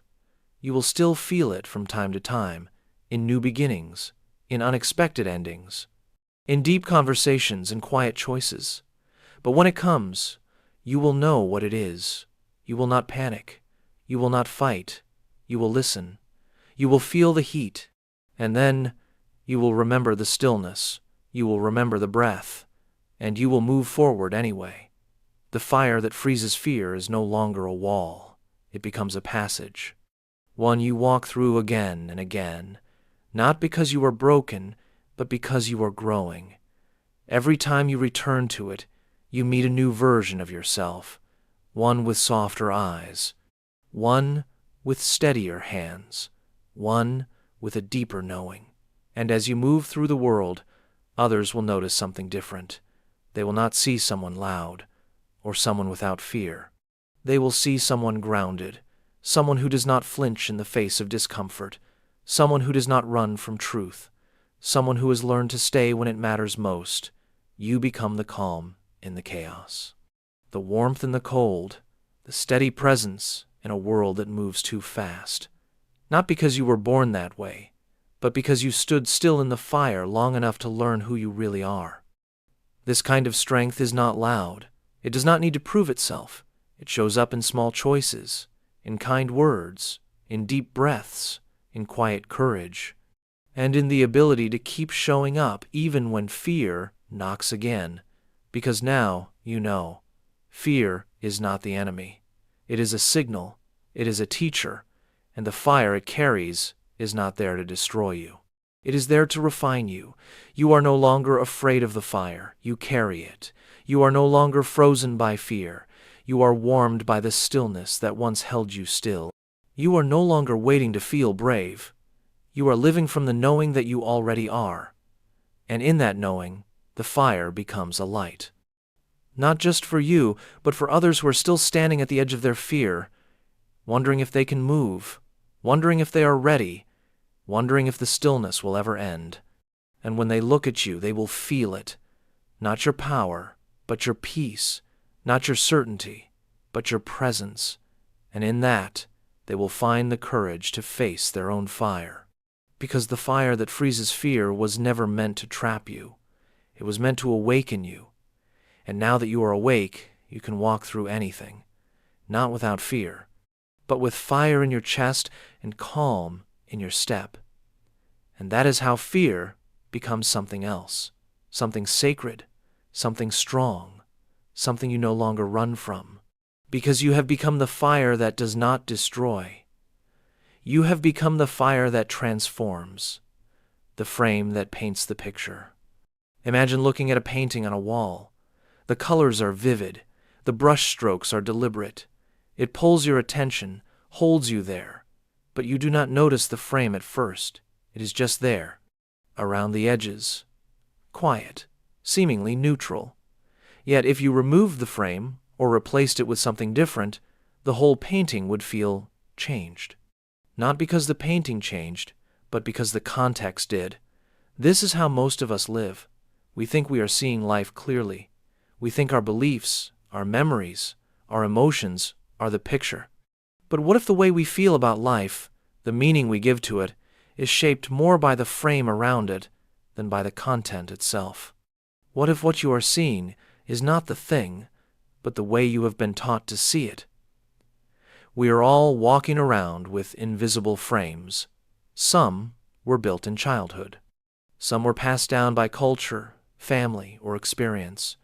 Some were formed after pain, as a way to protect ourselves. These frames decide how we interpret the world. They decide if we see failure as a sign of growth or as a final defeat. If we see someone's silence as rejection or as peace. If we see our past as a lesson or a wound. The frame is the story we wrap around what happens. It is the meaning we choose, even when we do not know we are choosing. And once the frame is set, the picture inside starts to match it. Picture this woman. She walks into a room full of strangers. She tells herself, "No one here will like me." That is the frame. And so, she becomes quiet. She avoids eye contact. She stays near the wall. People notice, but they assume she is distant, so they stay away. At the end of the night, she tells herself she was right. No one liked her. The frame painted the picture, and the picture reinforced the frame. This is the loop we often live inside. We believe something, often without questioning it. That belief shapes how we act. How we act shapes how people respond, and their response confirms what we believed in the first place. It feels like truth, but it is just repetition. Now, this does not mean our thoughts are meaningless or that our feelings are false.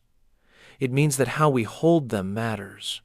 A moment of discomfort can feel like a failure or like a turning point, depending on the frame we put around it. A quiet friend can be seen as cold or caring, depending on the story we apply. The power is not just in what we see, it is in how we see. You can look at your past and see only pain, or you can see the strength you built by surviving it. You can look at a closed door and see rejection, or you can see redirection. The frame changes the picture, even when the picture does not change. But the hard part is this. Most of our frames are invisible. We do not know we are using them. We think we are being objective. We think we are just telling it like it is, but we are telling it how we framed it to be. This is why two people can go through the same experience and walk away with completely different stories. One sees trauma. One sees transformation. One sees loss.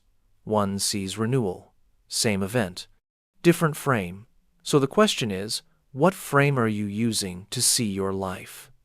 It takes practice to notice. It takes awareness to pause in a moment of stress or sadness and ask, what am I making this mean? What story am I adding to what is happening? Sometimes the event is simple. You fail a test, you miss a deadline, you lose a job. But your mind builds a story. I am not good enough. I am lazy. I am falling behind. That is the frame. And the moment you accept it without question, the frame starts painting everything else in the same color. But what if you change the frame? What if the failure was not proof that you are behind, but proof that you tried? What if the missed opportunity was not a door closing, but a moment asking you to slow down? Changing the frame does not mean lying to yourself. It means looking again, looking deeper, choosing a lens that brings you closer to truth, not further into fear. And sometimes, the frame we are using is not even ours.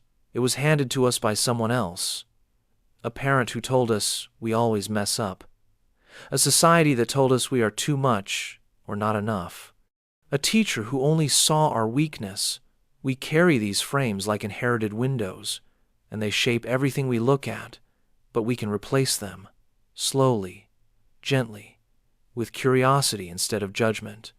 You can begin by asking, is this frame helping me grow? Is it making me kinder toward myself? Is it making my world smaller or wider? Because the goal is not to make every picture beautiful. It is to make the frame honest, supportive, grounded. When your frame is built from truth, not fear, then even the hard moments become easier to hold. You do not have to pretend they are good. You just stop letting them define you. The painting of your life will always have moments of shadow and light, but the frame can remind you that no single brushstroke is the whole story, that you are not stuck inside one picture forever. And maybe the first step is not trying to change the picture. Maybe it is just learning to see the frame. So what happens when you start to see the frame clearly? At first, it can be disorienting, because the frame was comfortable. Even if it was painful, it was familiar. You had built routines around it, reactions, beliefs. You had lived inside it for so long that questioning it feels like questioning reality itself. But slowly, something shifts. You start noticing your thoughts as interpretations instead of facts. You catch yourself when the old frame wants to label a moment as failure or rejection, and instead of following it blindly, you pause. You take a breath. And you ask, is this really what is happening? Or is this just how I have trained myself to see it? This awareness becomes your freedom, because if you can see the frame, you can step outside of it. You can choose a new one, but this is not a quick process. The mind is loyal to its patterns. It does not give them up easily. You might find yourself slipping back into old interpretations without realizing it. That is not failure. That is just the frame trying to protect itself. Be gentle with it. Be patient. Every time you notice the frame, you weaken its control. Think about how we speak to ourselves. That inner voice is one of the clearest signs of what frame we are living through. If your inner voice is harsh, critical, always measuring your worth against impossible standards, then you are inside a frame of scarcity. A frame that says you are not enough unless you prove it, unless you earn it, unless you become perfect. But if you shift that frame to one of compassion, the voice changes. It becomes softer, not less honest, but more kind. It still notices when you fall, but it helps you stand instead of shaming you for stumbling. This kind of frame builds resilience, not by avoiding hard truths, but by holding them in a way that allows healing. You begin to see your own growth not just in the big moments, but in the small choices, the way you respond to stress, the way you care for yourself in silence, the way you continue, even when the voice of doubt returns. Sometimes we think the frame is only about how we see the world, but often it is about how we see ourselves. If your frame tells you that you are broken, then every challenge becomes proof. Every mistake becomes a confirmation.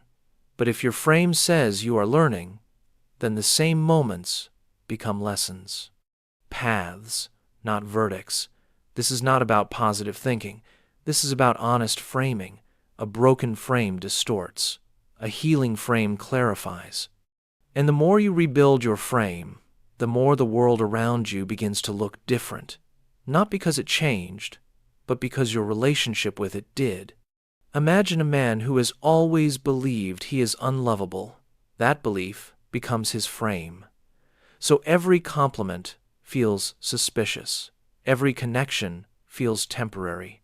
Every silence feels like abandonment. But then, slowly, he begins to question. He starts to wonder if the problem was never with his heart, but with the frame that kept it hidden. And from that moment, he begins to shift. Not by forcing himself to feel loved, but by allowing the possibility that he might be. The frame is not a lie. It is a perspective, and perspectives can change. You begin to see that you are not your thoughts. You are the one who notices them. You are not your past. You are the one who chooses what to carry forward. You are not stuck. You are simply standing inside a frame that no longer fits. The moment you stop identifying with the frame, you begin to reclaim your power. This is the turning point. When you no longer wait for the world to change before you feel peace, you start by changing the way you see, and that shift changes everything. But this journey is not about building a perfect frame. It is about building an honest one that allows for both joy and sadness, one that holds space for mystery, for uncertainty, for beauty that does not always make sense. And sometimes, the most powerful frame is the one that says, I do not have to know everything. I do not have to control everything. I just have to stay present with what is here. When the frame becomes flexible, you become free. Free to grow, free to forgive, free to begin again, not because the story is over, but because you now see it more clearly. You might still carry old frames. That is okay. They were part of your survival. They taught you how to protect yourself. But now, you are no longer just surviving. You are waking up. You are stepping into a new kind of seeing. You start to look at your life with gentler eyes. You start to notice the light even in quiet moments.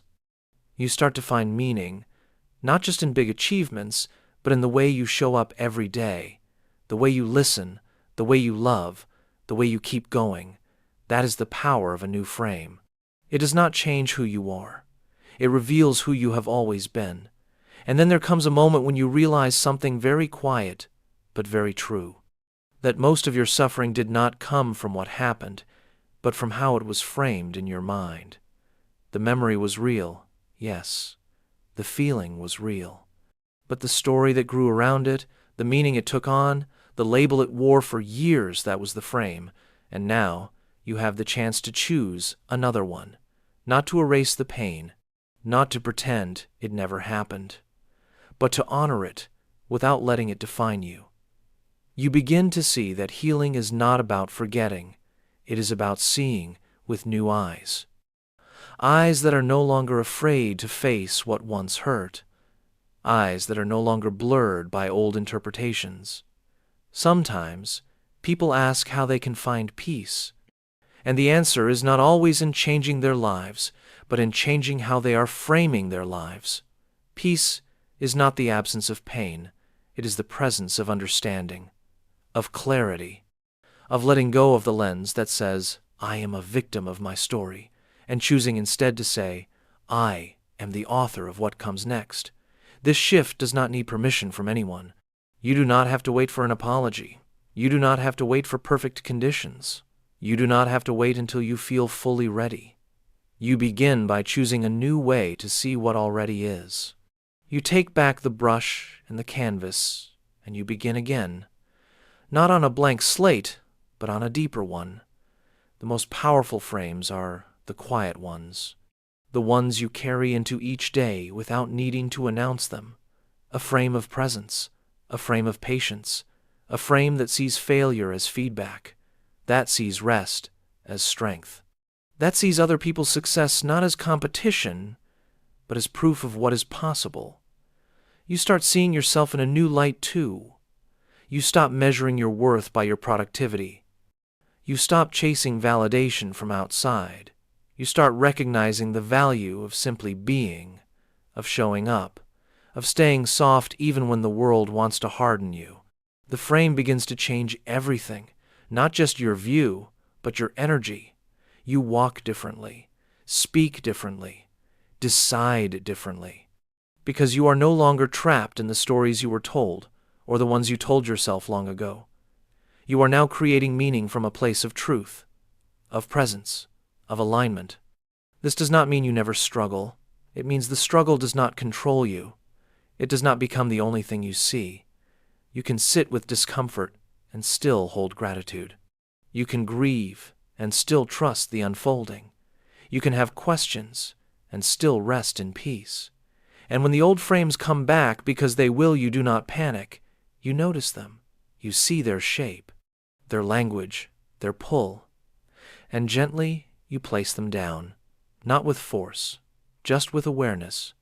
You remind yourself that you are not the frame. You are not the fear. You are not the old voice that says you are behind or broken or not enough. You are the space that sees it all and still moves forward. That is where freedom lives. In the space between the picture and the frame, in the breath between the thought and the choice, in the pause where you decide not to react the way you used to.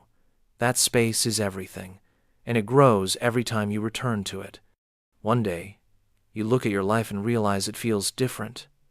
Not because the world changed, but because the way you see it did. You notice beauty in places you once ignored. You feel compassion for the version of you that used to fight everything. You feel strength in simply sitting with what is. And in that stillness, something unexpected happens. The world becomes softer. People feel less like threats and more like mirrors. You stop proving. You start living. You walk through your days not needing to control everything, because you trust yourself to meet what comes. You do not need everything to be perfect, because your peace no longer depends on perfection. It depends on presence. The frame that once painted everything in fear is now brushed with truth, with intention, with honesty. It does not hide pain. It holds it. It does not erase the past. It reframes it, and in doing so, it opens up the future. You become someone who does not just survive, but someone who sees, who reflects, who creates meaning where others see chaos. Someone who knows that the power was never in the picture, but in the way you chose to hold it.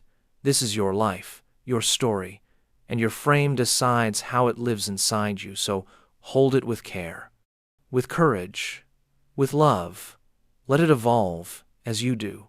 Let it grow wide enough to hold all of who you are becoming. And when the world gets loud, when the noise of judgment or fear returns, just return to that simple truth. You are not the picture others see. You are the one holding the frame. The sleep that thinks it's awake. What if the life you are living right now is not fully awake, but a version of sleep that has learned to look busy? What if your thoughts are moving, your eyes are open, and your body is active, but something deeper is still asleep? This is the quiet confusion of modern life. A life that looks awake on the outside, but feels strangely disconnected on the inside. You follow your routines, you check your lists, you answer the messages, but there is a part of you that feels like it is watching everything happen from a distance. A part of you that wonders if this is what being awake is really supposed to feel like. There is a sleep that happens at night when the body rests and dreams rise. But there is another kind of sleep, a waking sleep, one that happens in daylight, one that feels like motion without direction, activity without presence, thought without depth. You may not even realize it is happening. That is what makes it so powerful. You can spend years inside it without noticing. You wake up, but not fully. You go through the day, but not completely. You engage in conversations, but you are not really there. Your body speaks. Your mind responds. But your awareness is shallow, not because you are lazy, not because you are numb, but because something within you is on autopilot. Something is repeating what it has learned without asking why. This kind of sleep is subtle. It hides inside comfort. It wraps itself in productivity. It pretends to be progress. You keep moving, and that movement gives you the illusion of being awake. But true wakefulness is not just movement, it is presence. It is clarity. It is the ability to pause and feel the moment without distraction. And most people have forgotten how to do that. The sleep that thinks it is awake is not a mistake, it is a defense. A way the mind protects itself from overload, from too much emotion, from too much uncertainty, from questions that do not have clear answers. So it chooses patterns, repetition, familiar stories. It chooses noise over silence because silence might wake something up. And yet, silence is exactly where the awakening begins. In those rare moments when you stop running, when you close your eyes and feel the breath move in your chest, when you walk through a forest and feel the stillness pressing against your skin, when you stare into the night and wonder where you have been all this time, you begin to notice that life has been happening, but you've not really been meeting it. You have been showing up with your hands, but not your heart, with your thoughts, but not your full attention. And this realization does not hurt. It humbles. It softens you. Because you see how easy it is to fall asleep while pretending to be awake. Think about how often you say things you do not mean. How often you agree without feeling. How often you rush through meals, through conversations, through experiences, not because you want to miss them, but because you are moving faster than your awareness can keep up with. Waking up is not a dramatic event. It is quiet. It is slow. It begins with noticing, with becoming aware of the sleep. You start to ask different questions. Why do I do this every day? What am I chasing? Who am I trying to please? What part of me have I stopped listening to? And the answers do not arrive all at once. They come in pieces, in glimpses, in feelings that rise when the mind is quiet. You begin to feel emotions that have been hiding under the surface: loneliness, wonder, restlessness, joy. They come like old friends knocking on your door after years of silence. The sleep that thinks it is awake cannot survive in the light of honest attention. The moment you start to observe it, it begins to fade. The moment you choose presence over habit, the dream begins to break. Not into chaos, but into stillness. And from that stillness, something new can grow. It is not about changing your whole life in a day. It is about waking up to the life you already have, the people you have stopped seeing, the places you have stopped noticing, the breath you have stopped feeling. It is about coming back to the body, to the ground beneath your feet, to the now that you have been passing by. Awareness is not a skill you master. It is a relationship you return to, every day, every hour, every breath. It does not require effort. It requires attention. And the more you give that attention, the more the old sleep begins to dissolve. You do not have to judge yourself for falling asleep. You do not have to regret the time spent in the dream. Because even in that sleep, something in you was waiting, watching, listening. And now, that part of you is ready to lead. It begins with small shifts. You pause before speaking. You listen without planning your reply. You walk without your phone. You eat slowly. You sit quietly. These are not dramatic acts, but they are the beginning of wakefulness. And as the days go on, the difference becomes clear. You begin to feel more real, more here, more connected to the world around you. And in that connection, life becomes deeper, not louder, just more alive. There is a strange moment that comes after you begin to wake up, a kind of disorientation. Not like waking from a dream in the middle of the night, but waking from the way you were living your life. You start to see things clearly, but they feel unfamiliar. You see your routines and wonder how they became so mechanical. You see the people you speak to every day and realize how little presence has been in those conversations. You see your own reflection and do not fully recognize the eyes looking back at you. Waking up does not always feel like clarity. Sometimes it feels like confusion, because everything you used to do on autopilot now requires intention. Things you could once glide through without thinking suddenly ask for your full attention.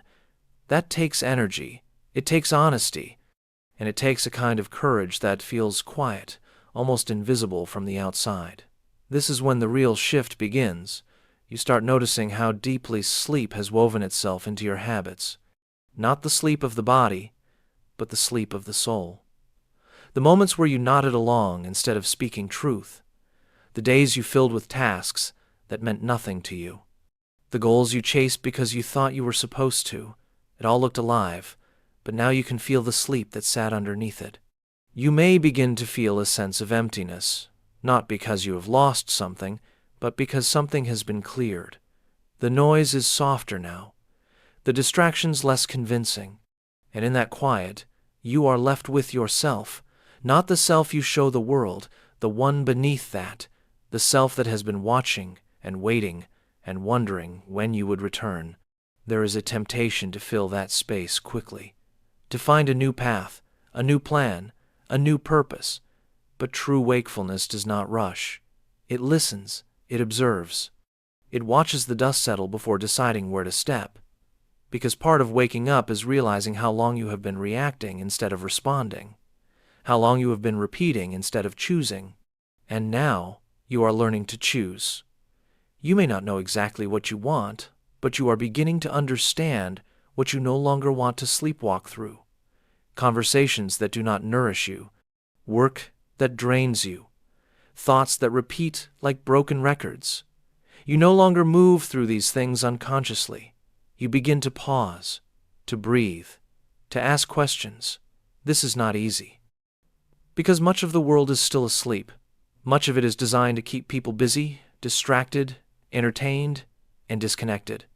And now that you are more aware, you feel that tension more clearly. You see the sleep in others, the automatic responses, the empty laughter, the constant scrolling.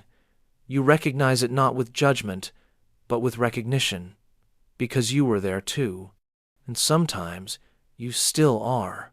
Waking up is not a permanent state. It is a practice, a returning. You wake up, then drift again. You catch yourself, then forget. But now you have a reference point, a place within you that knows the difference between being truly alive and simply appearing to be. And that knowing stays with you. The more you return to presence, the more the world opens. You begin to see beauty where you used to see nothing. The way sunlight falls through a window. The way someone's voice softens when they feel understood. The way silence feels full instead of empty.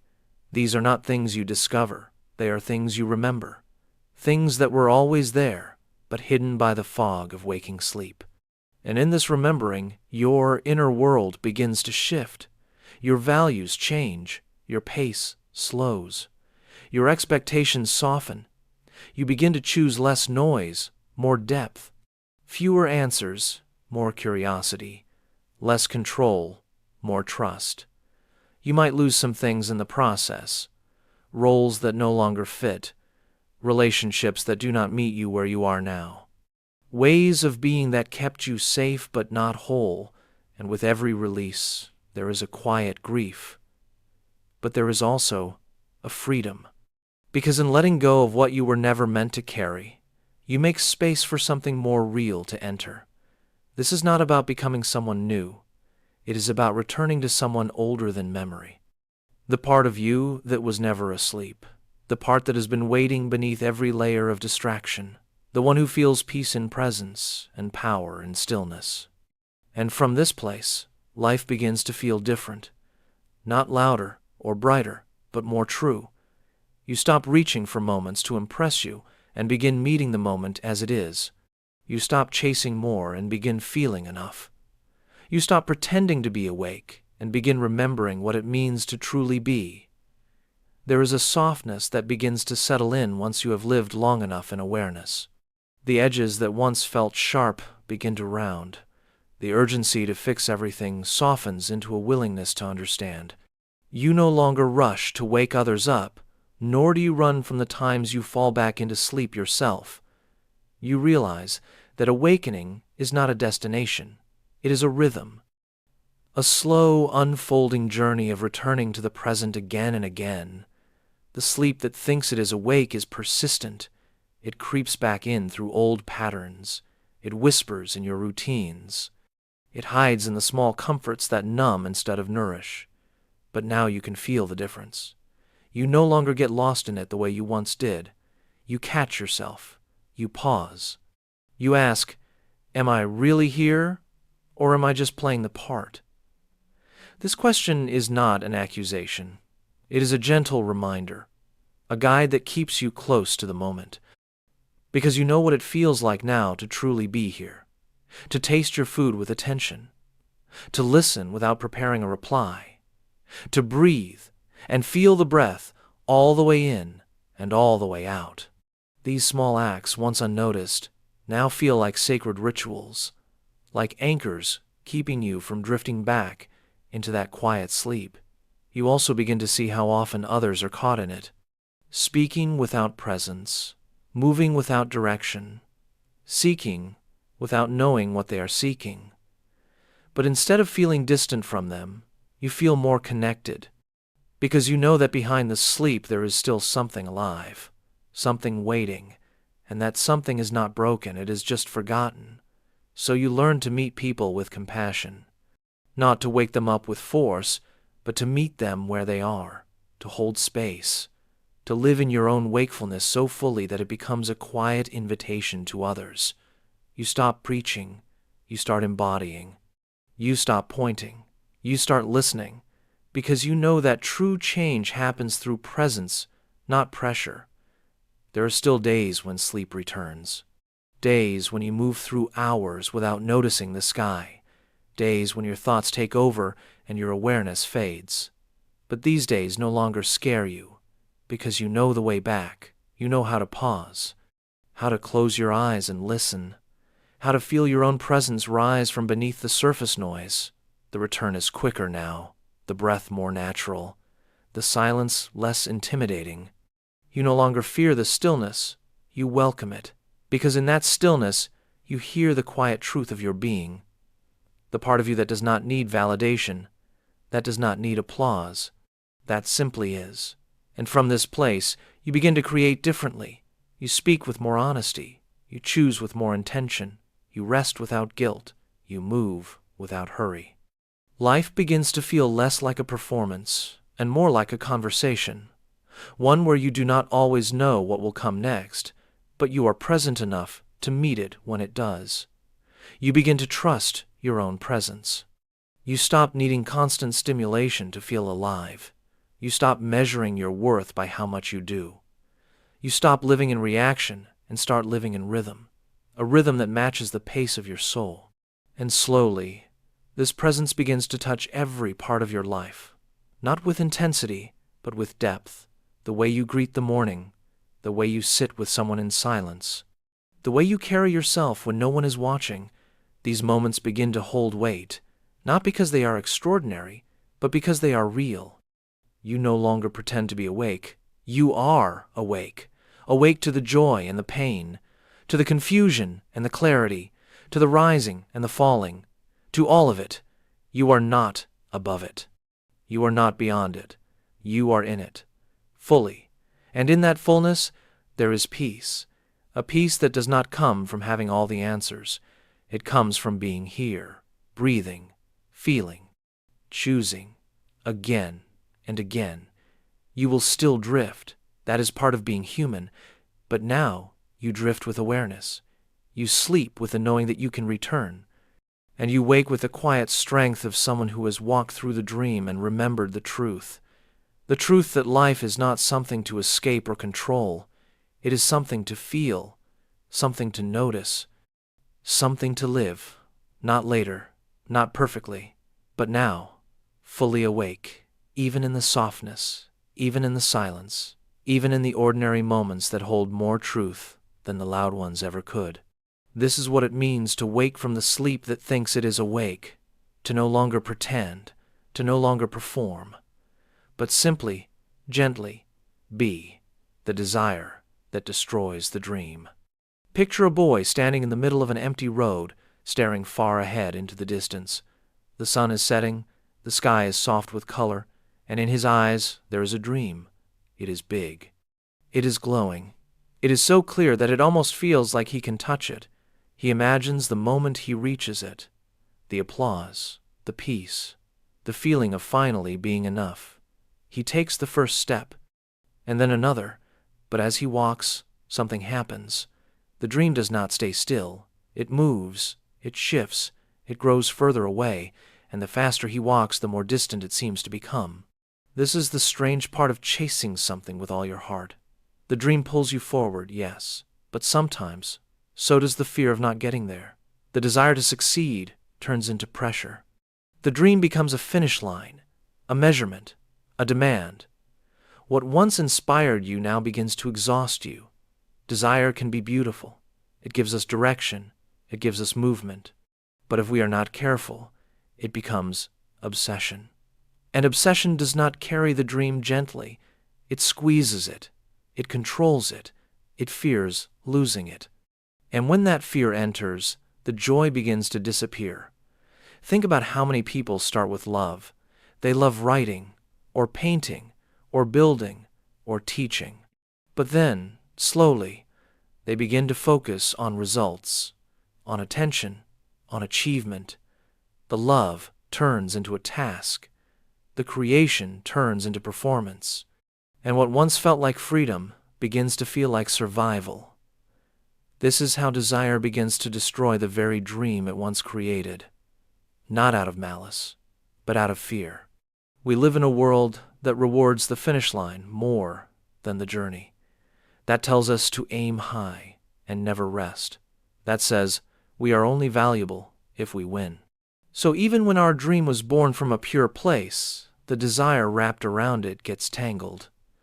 It starts to carry questions like, what if I fail? What if I am not enough? What if others get there first? These thoughts become the fuel. But it is not a clean fuel. It burns fast. It burns hard. And soon it burns through the joy itself. The dream does not disappear. It just starts to feel heavy. You might feel this yourself. You once dreamed of creating something beautiful, of helping people, of growing into your full self. But now, instead of feeling inspired, you feel pressure. You judge your progress constantly. You compare yourself. You chase more and more without feeling any closer. And somewhere in that chase you forget why you began. Desire whispers, keep going. But it also whispers, you are not there yet. You are not there yet. You are not there yet. Over and over, until even the dream begins to feel unreachable. The tragedy is not that the dream was too far. It is that the frame around it changed, from possibility to proof, from play to performance, from something you loved to something you needed to become someone. When desire turns into attachment, the dream becomes a condition. I will be enough if I reach it. I will be worthy once I get there. I will finally be happy when it is complete. But this mindset turns the journey into a race. And races are not peaceful. They are filled with tension, with fear of falling behind, with the pressure to perform. And slowly, the dream starts to look less like a dream and more like a burden. But there is another way, a way to return to the heart of the dream, to the quiet reason you began, to the feeling of creation before the expectations arrived. This does not mean giving up the dream. It means remembering that it is not a place you reach. It is something you live. Your dream is not a prize. It is a path. Desire becomes dangerous when it stops moving with you and starts running ahead of you, when it stops being a companion and starts being a critic, when it turns every moment into a test. To heal this, you do not need to abandon your dream. You need to soften your grip. You need to stop using the dream to prove your worth. You need to let go of the idea that it must happen quickly or in a certain way, or that it must bring you validation. You return to the dream by remembering who you were before it became a measurement. The version of you that simply loved the feeling of doing it, that did not care who was watching, that did not need it to become something big in the world before it became something real inside. This return is not a step back, it is a return to truth, because when desire is balanced, the dream breathes. It becomes a space to grow, not a place to escape to. It becomes a reflection of your heart, not a cage built by expectation. In the next part, we'll walk deeper into this shift. We'll look at how to unhook desire from pressure and realign it with joy. We'll explore the subtle way fear hides inside ambition and how to recognize the signs that your dream is being driven too hard. And most of all, we'll learn how to continue without losing the feeling that made you begin. So how do you return to the heart of the dream when desire has started to crush it? How do you keep the fire burning without letting it burn you out? The answer is not in walking away, but in walking differently. It begins with a simple question. Why did I begin? That question is more powerful than it sounds. Because often, the reason we begin something and the reason we continue it start to drift apart. At the beginning, it is about curiosity, about love, about joy. But as time passes, it becomes about proving something, achieving something, fixing something. The dream turns into a test. But when you return to that original reason, something softens. You remember that it was never about being the best. It was about feeling alive. It was about expression, about connection, about creating something honest from within you. That is the energy you must return to. Not because results do not matter, but because when you lead from pressure, you lose the very soul of what you are chasing. Desire becomes healthy when it flows from clarity. when it walks beside you, not behind you pushing or ahead of you pulling, when it is a gentle direction, not a constant demand. You can feel when desire turns too loud. It is when you stop resting, when you stop enjoying, when nothing feels enough, when even progress feels like falling behind. That is when the desire is no longer rooted in joy, but in fear. And fear always distorts the journey. It narrows your view. It speeds up your pace. It makes everything feel like, not yet, not enough, not ready. You start chasing things that look like your dream, but do not feel like it. You start saying yes to things that make you visible, but not peaceful. You start creating what others expect instead of what you believe in. And all the while, your inner voice grows quieter, the one that started it all, the one that whispered, "This matters." The world loves ambition, but it rarely teaches balance. It tells you to go faster, work harder, reach higher, but rarely reminds you to breathe, to check in, to remember your why. But your inner world knows. It knows when your dream has turned into a duty. It knows when the desire is no longer leading you home but pulling you away. You might not notice at first. It shows up in small ways. You dread what you used to enjoy. You feel numb in moments that should feel alive. You start postponing joy for some imagined future where everything finally works out. But joy cannot be postponed. Peace does not arrive at the finish line. These things must be found along the way, or not at all. The dream was never meant to be a mountain you climb to prove your strength. It was meant to be a path where you grow into yourself. You do not lose the dream when you rest. You lose it when you forget why it matters. You lose it when the desire to be someone replaces the desire to be real. This is where the shift happens, not in your goals, but in your grip. You let go of needing the dream to save you, to fix you, to validate you, and you begin to walk with it like a friend, with presence, with curiosity, with trust. You stop checking your worth every time something goes wrong. You stop measuring your value based on numbers or praise. You return to the simple truth that you were already enough before you started chasing. This is not about settling. It is about reconnecting. Because when you reconnect with your original reason, the desire becomes quiet again, still powerful, but no longer panicked. It stops rushing. It stops clinging. It simply walks with you, like a soft hand on your back, a gentle wind that keeps you moving but never pushes you too hard. You begin to notice the beauty in the small steps, the meaning in the days that do not look like progress, the value in showing up without needing to shine. You stop needing the dream to be perfect, and that is when it begins to feel alive again. It is in this space that true creativity returns, not forced, not frantic, just honest, present, whole. You begin to create not for applause, but for alignment. You begin to speak not to impress, but to express. You begin to live not to reach a place, but to be in a state of deep truth. That is when the dream breathes again.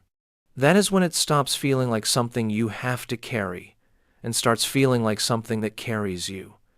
This is the heart of the journey, the place where desire transforms, where it becomes less about hunger and more about devotion, less about pressure and more about presence. The desire that destroys the dream is the one that forgets the dream is not a trophy, but a reflection of your soul, of your values, of your love.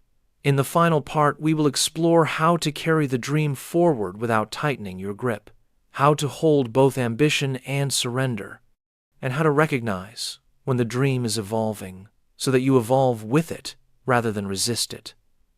And then comes the final stage, not the end of the journey, but the beginning of a new relationship with it. The moment when you no longer chase the dream out of need, but move with it out of truth. When the desire is no longer something that burns through you, but something that warms you quietly. A steady glow instead of a firestorm. This is where you learn how to carry the dream without gripping it too tight, where you learn how to want deeply without needing constantly, where you understand that the goal was never to arrive, but to become. You start to feel a shift. You still care about where you are going, but you are no longer desperate to get there. You still feel desire, but it is no longer tangled with fear. The pressure to prove begins to fade. The urgency to be perfect loosens its hold, and what rises in its place is clarity. Clarity brings peace. It brings space, space to create, space to breathe, space to let the dream evolve, even if it no longer looks like what you imagined at the beginning. Because dreams change. They are not meant to stay frozen. They are meant to grow with you. What you wanted 5 years ago might not be what your heart truly needs now. And that is not failure. That is life. But when desire becomes rigid, it fights this evolution. It says, no, we must stay the same. We must finish what we started. We must get the outcome we imagined. Even if the path no longer feels aligned, even if the goal no longer feels honest, that is how the dream becomes a burden. That is how you wake up each day and feel like you are walking in shoes that no longer fit. But when you allow the dream to evolve, when you let it speak in new language, something beautiful happens. You stop chasing. You start listening. You stop needing the path to look a certain way, and you start honoring how it feels instead. And maybe that means slowing down. Maybe that means changing direction. Maybe that means letting go of an identity you have carried for too long. Not because it was wrong, but because you have outgrown it. You begin to understand that the real dream was not about the job or the title or the recognition. The real dream was about becoming someone who lives in alignment. Someone who wakes up and feels whole, even without applause. Someone who can rest, even in the middle of the work. Someone who can give without burning out. Someone who is not defined by the outcome, but by the intention. You do not need to abandon desire to find peace. You just need to place it in the right place. Let it walk beside your truth, not in front of it. Let it serve your soul, not silence it. You no longer see the dream as something distant. You begin to see it in the small things, in how you treat others, in how you respond to setbacks. In the energy you carry through the ordinary, you realize that you are living the dream, not reaching for it, that every honest step is a dream fulfilled. This does not mean you let go of goals. It means you let go of fear. You let go of using the dream to fix something inside you, because you now understand that you were never broken to begin with. Desire no longer controls the pace. It becomes an invitation to move, to create, to give, but always from a place of fullness, not lack. And when doubt returns, as it always does, you meet it with awareness. You say, I see you. I feel the pressure rising again. I feel the need to prove returning, but I do not have to listen. I remember who I am. I remember why I began. I remember that this dream is not a performance. It is a practice. The most powerful dreams are not the ones that come true in a flash of glory. They are the ones that carry you quietly through your days. That remind you who you are when the world forgets. That keep you steady when the world is loud. This is the desire that does not destroy the dream. This is the desire that protects it, that nourishes it, that allows it to breathe and change and live. So you walk, not with desperation, not with panic, but with trust. You trust the rhythm of your journey. You trust the timing of your growth. You trust that if the dream is rooted in truth, it will carry you exactly where you need to go. And if one day you wake up and the dream has changed, you will not see that as failure. You will see it as evolution, as a sign that you are still alive, still listening, still becoming. Because the dream was never about getting somewhere. It was always about becoming someone. And now you are. You are walking not to chase a dream, but to live it, fully, quietly, freely. And that is enough. The exit that leads you in. Have you ever felt the urge to walk away from everything? Not out of anger. Not because something broke, but because something inside you whispered that the path you are on no longer matches the direction of your soul. It is a quiet longing, a pull toward somewhere unknown. You look at the life you have built and wonder how much of it was chosen with presence and how much was inherited, copied, or assumed. And suddenly, the idea of leaving feels less like an escape and more like a return. We often associate exits with endings, stepping away from something, closing a door, saying goodbye. But some exits are not about running away. They are invitations, not into the world, but into yourself. They are the point where the outer journey turns inward, where leaving is not a way to disappear, but a way to reappear in your own life. The exit that leads you in is not always dramatic. Sometimes it looks like a soft no, a quiet boundary, a decision to stop moving in circles. You feel tired in a way that sleep cannot fix. You are surrounded by people but still feel alone.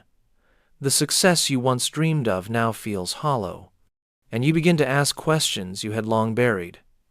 Why am I here? What am I really doing? Who am I when no one is looking? At first, these questions feel like a fog. You cannot see clearly, but they are not meant to give immediate answers. They are meant to pull you deeper. They are the cracks in the surface that let your real self breathe again. And once the cracks appear, something inside you begins to shift.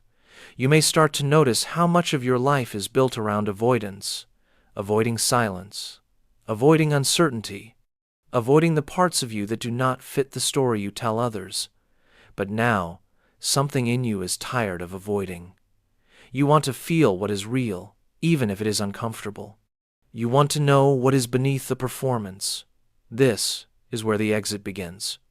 Not with a grand decision, but with a subtle change in attention.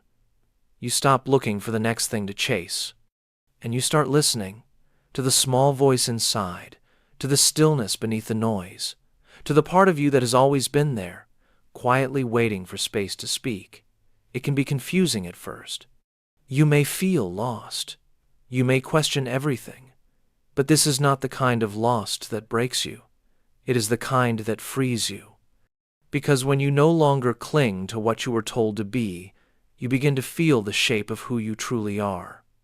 And you will start to see that walking away does not mean giving up. It means coming back.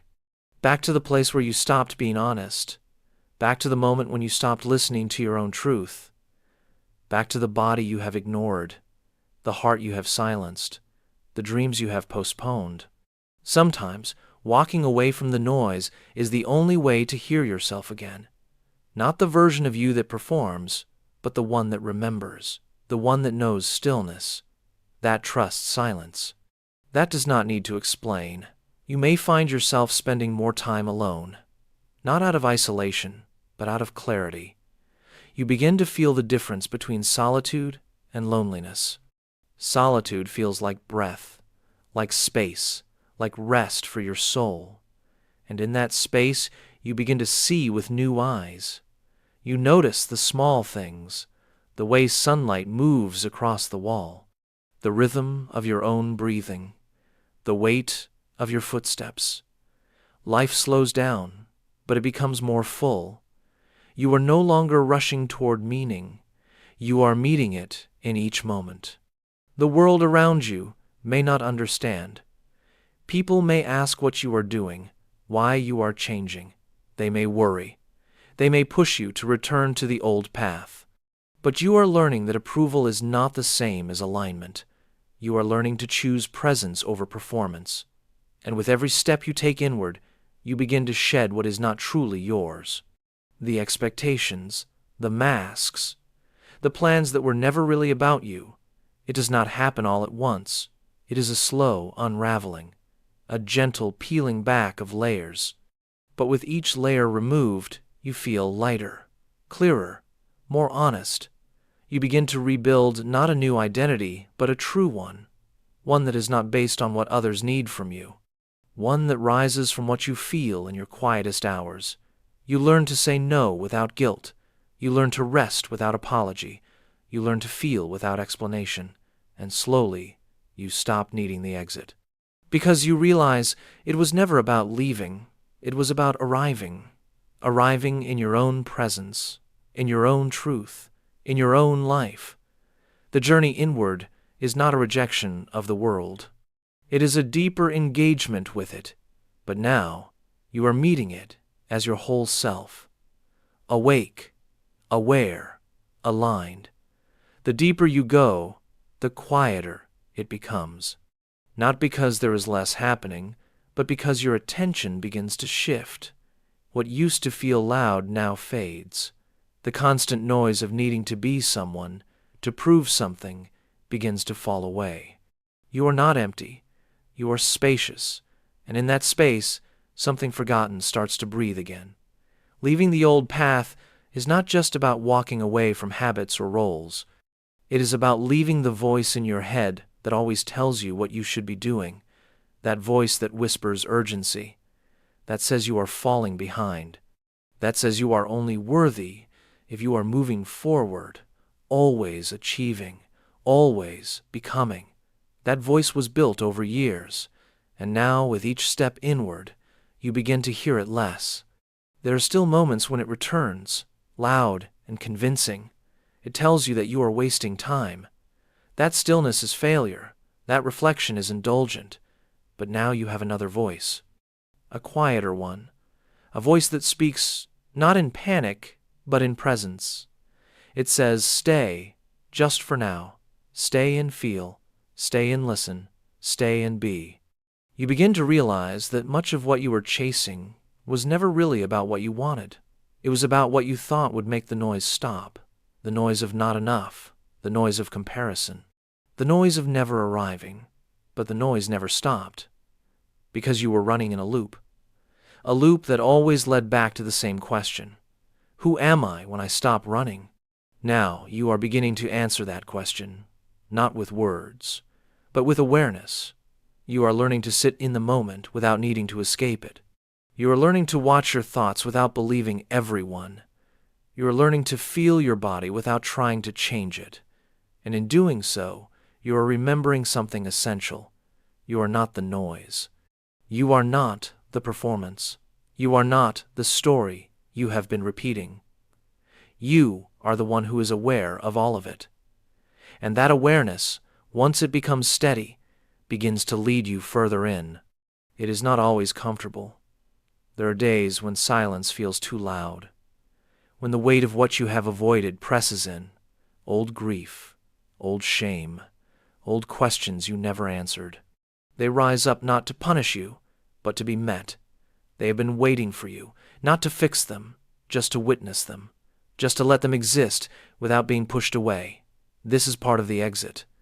It is not a clean break. It is a slow returning. You feel everything more deeply now. The joy is richer, but so is the pain. The clarity is sharper, but so is the vulnerability. You are no longer numb. You are no longer pretending. You are feeling life as it is, and it is not always easy. But it is real, and that realness becomes your compass. You stop asking what is right or wrong. You start asking what feels true.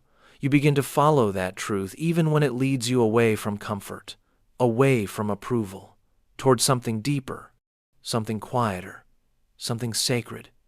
It is in this space that you begin to rebuild, not from ambition, but from presence. You make choices that feel aligned even if they do not look impressive. You slow down not because you are tired, but because you no longer believe that speed equals success. You allow space for rest, for play, for stillness, not as a break from life, but as a part of life. You begin to see that the exit was not a retreat. It was a turning point, a way of remembering yourself. And now that you have remembered, you cannot go back to sleep. You cannot unsee what you have seen. The world may still move fast around you, but you do not have to match its pace. You are learning how to move from your own center. This center is not fixed. It is alive. It shifts and breathes with you. Some days it feels strong. Other days it feels quiet. But it is always there. And the more you return to it, the more you trust it. You begin to walk through life, not as someone trying to keep up, but as someone listening to each step. You will still face noise, distraction, fear, but now you meet them differently. You meet them from the inside out. You know how to return, to pause, to breathe, to feel, and that knowing changes everything. There is a kind of strength that does not announce itself. It moves quietly beneath the surface.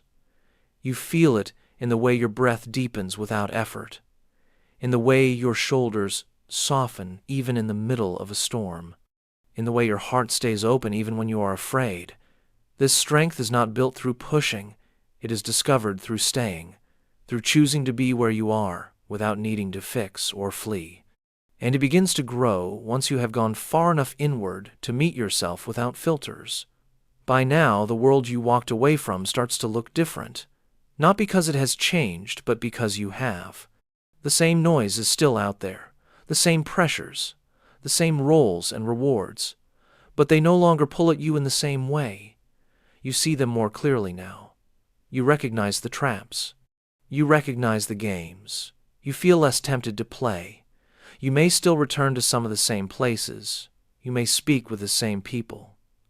But the way you show up has changed. You no longer need to prove anything.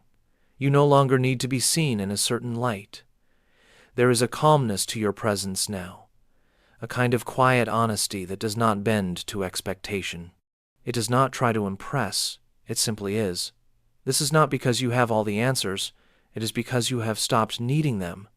You have learned how to rest inside the questions, to live in the space between clarity and uncertainty. And in that space, you have found something deeper than understanding. You have found trust, trust in your own timing, trust in your own rhythm, trust in the quiet voice within that does not shout, but never lies. That voice has become your guide, not because it always gives you the plan, but because it always brings you back to what is real. You no longer search for meaning in distant places. You find it in the ordinary, the way the light moves through leaves, the way your breath returns after a long pause, the way your chest rises and falls when you tell the truth. Life becomes less about what happens and more about how present you are to it. This presence brings a kind of richness you did not expect. It fills the simplest moments with depth. A walk becomes a meditation. A meal becomes a ritual. A conversation becomes a mirror. You no longer move past these things. You meet them fully. And in meeting them, you meet yourself. Others may notice the shift. Some will be drawn to it. Some may not understand. They may ask what changed. You may not have words to explain it, because what happened was not a single event. It was a quiet exit, a gentle leaving of the noise, a walking away from a life that looked full but felt hollow, and a walking into something that feels true, even if it looks simple. You may still struggle, still fall back into old habits, still feel the tug of distraction, but now you are aware. Now you notice. Now you return. That returning is the practice. It is not about perfection, it is about presence.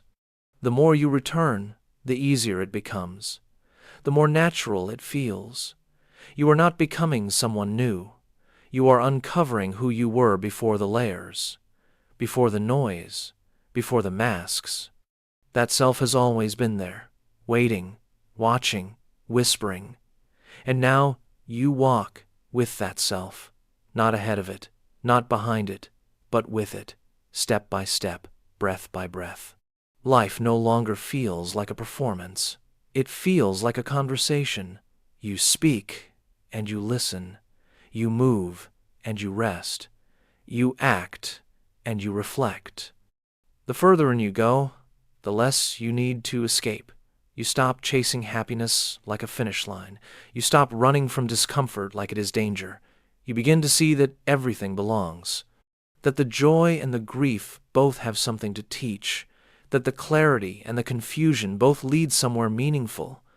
This is the exit that leads you in, not away from life, but deeper into it, deeper into the quiet places where truth lives, deeper into the moments that hold real connection, deeper into the self that knows how to live with open eyes and a steady heart. Something begins to settle in you once you have been walking inward long enough, a sense of deepening that does not come from discovery, but from remembering. You remember how it feels to be grounded without needing to hold on tightly. You remember how it feels to breathe without waiting for something to change. You remember that you do not have to chase life. You can let it meet you right where you are. And because of this, your relationship with the world starts to shift. Not in loud ways, but in how you respond to what used to trigger you, in how you listen before reacting, and how you can sit with discomfort without needing it to go away. You are not disconnected. You are more connected than ever, but that connection comes from within now. It is not based on approval, not based on reward. It is based on alignment. It is based on the quiet knowing that you are no longer playing a role, but living from your center. In this space, the choices you make begin to reflect your inner life. You choose not from pressure, but from clarity, not from fear, but from trust. You feel more spacious in your decisions. You are no longer driven by urgency. You do not need everything to be certain before you move. You are learning to live with less control and more care. There are still moments of doubt, of confusion, but now you face them with a different posture. You do not panic. You pause. You breathe. You stay. You have walked through enough to know that not every question needs an immediate answer. Some things unfold slowly. Some truths rise only in stillness. There is also a new kind of courage forming in you, a soft courage, one that does not seek attention, one that does not try to convince. It is the courage to be real, to be honest when silence would be easier, to show your heart even when it feels vulnerable, to stay open when it would be safer to close. You begin to bring this courage into your relationships. You stop trying to impress. You stop trying to prove. You start to share from where you really are, not from where you think you should be. You start to listen not to respond, but to feel. And in that space, something changes. The depth of your connections grows, not with everyone, but with the ones who meet you in truth. This kind of life is not loud. It does not look impressive from the outside, but it feels full. It feels whole. You are no longer trying to escape the moment. You are no longer searching for something more. You are here, and here is enough. The exit that leads you in does not remove you from the world. It returns you to it with new eyes. You begin to see the beauty in things you once overlooked. A conversation with a stranger, a walk at sunset, the way your body feels when you stretch after being still. These are not small things. They are everything. And now your presence becomes a quiet offering to others. To the moment, you do not need to fix. You do not need to rescue. You simply show up, fully, authentically, with nothing held back and nothing pushed forward. And that is more than enough. This way of living does not mean life becomes easy. Pain still comes. Change still comes. Loss still comes.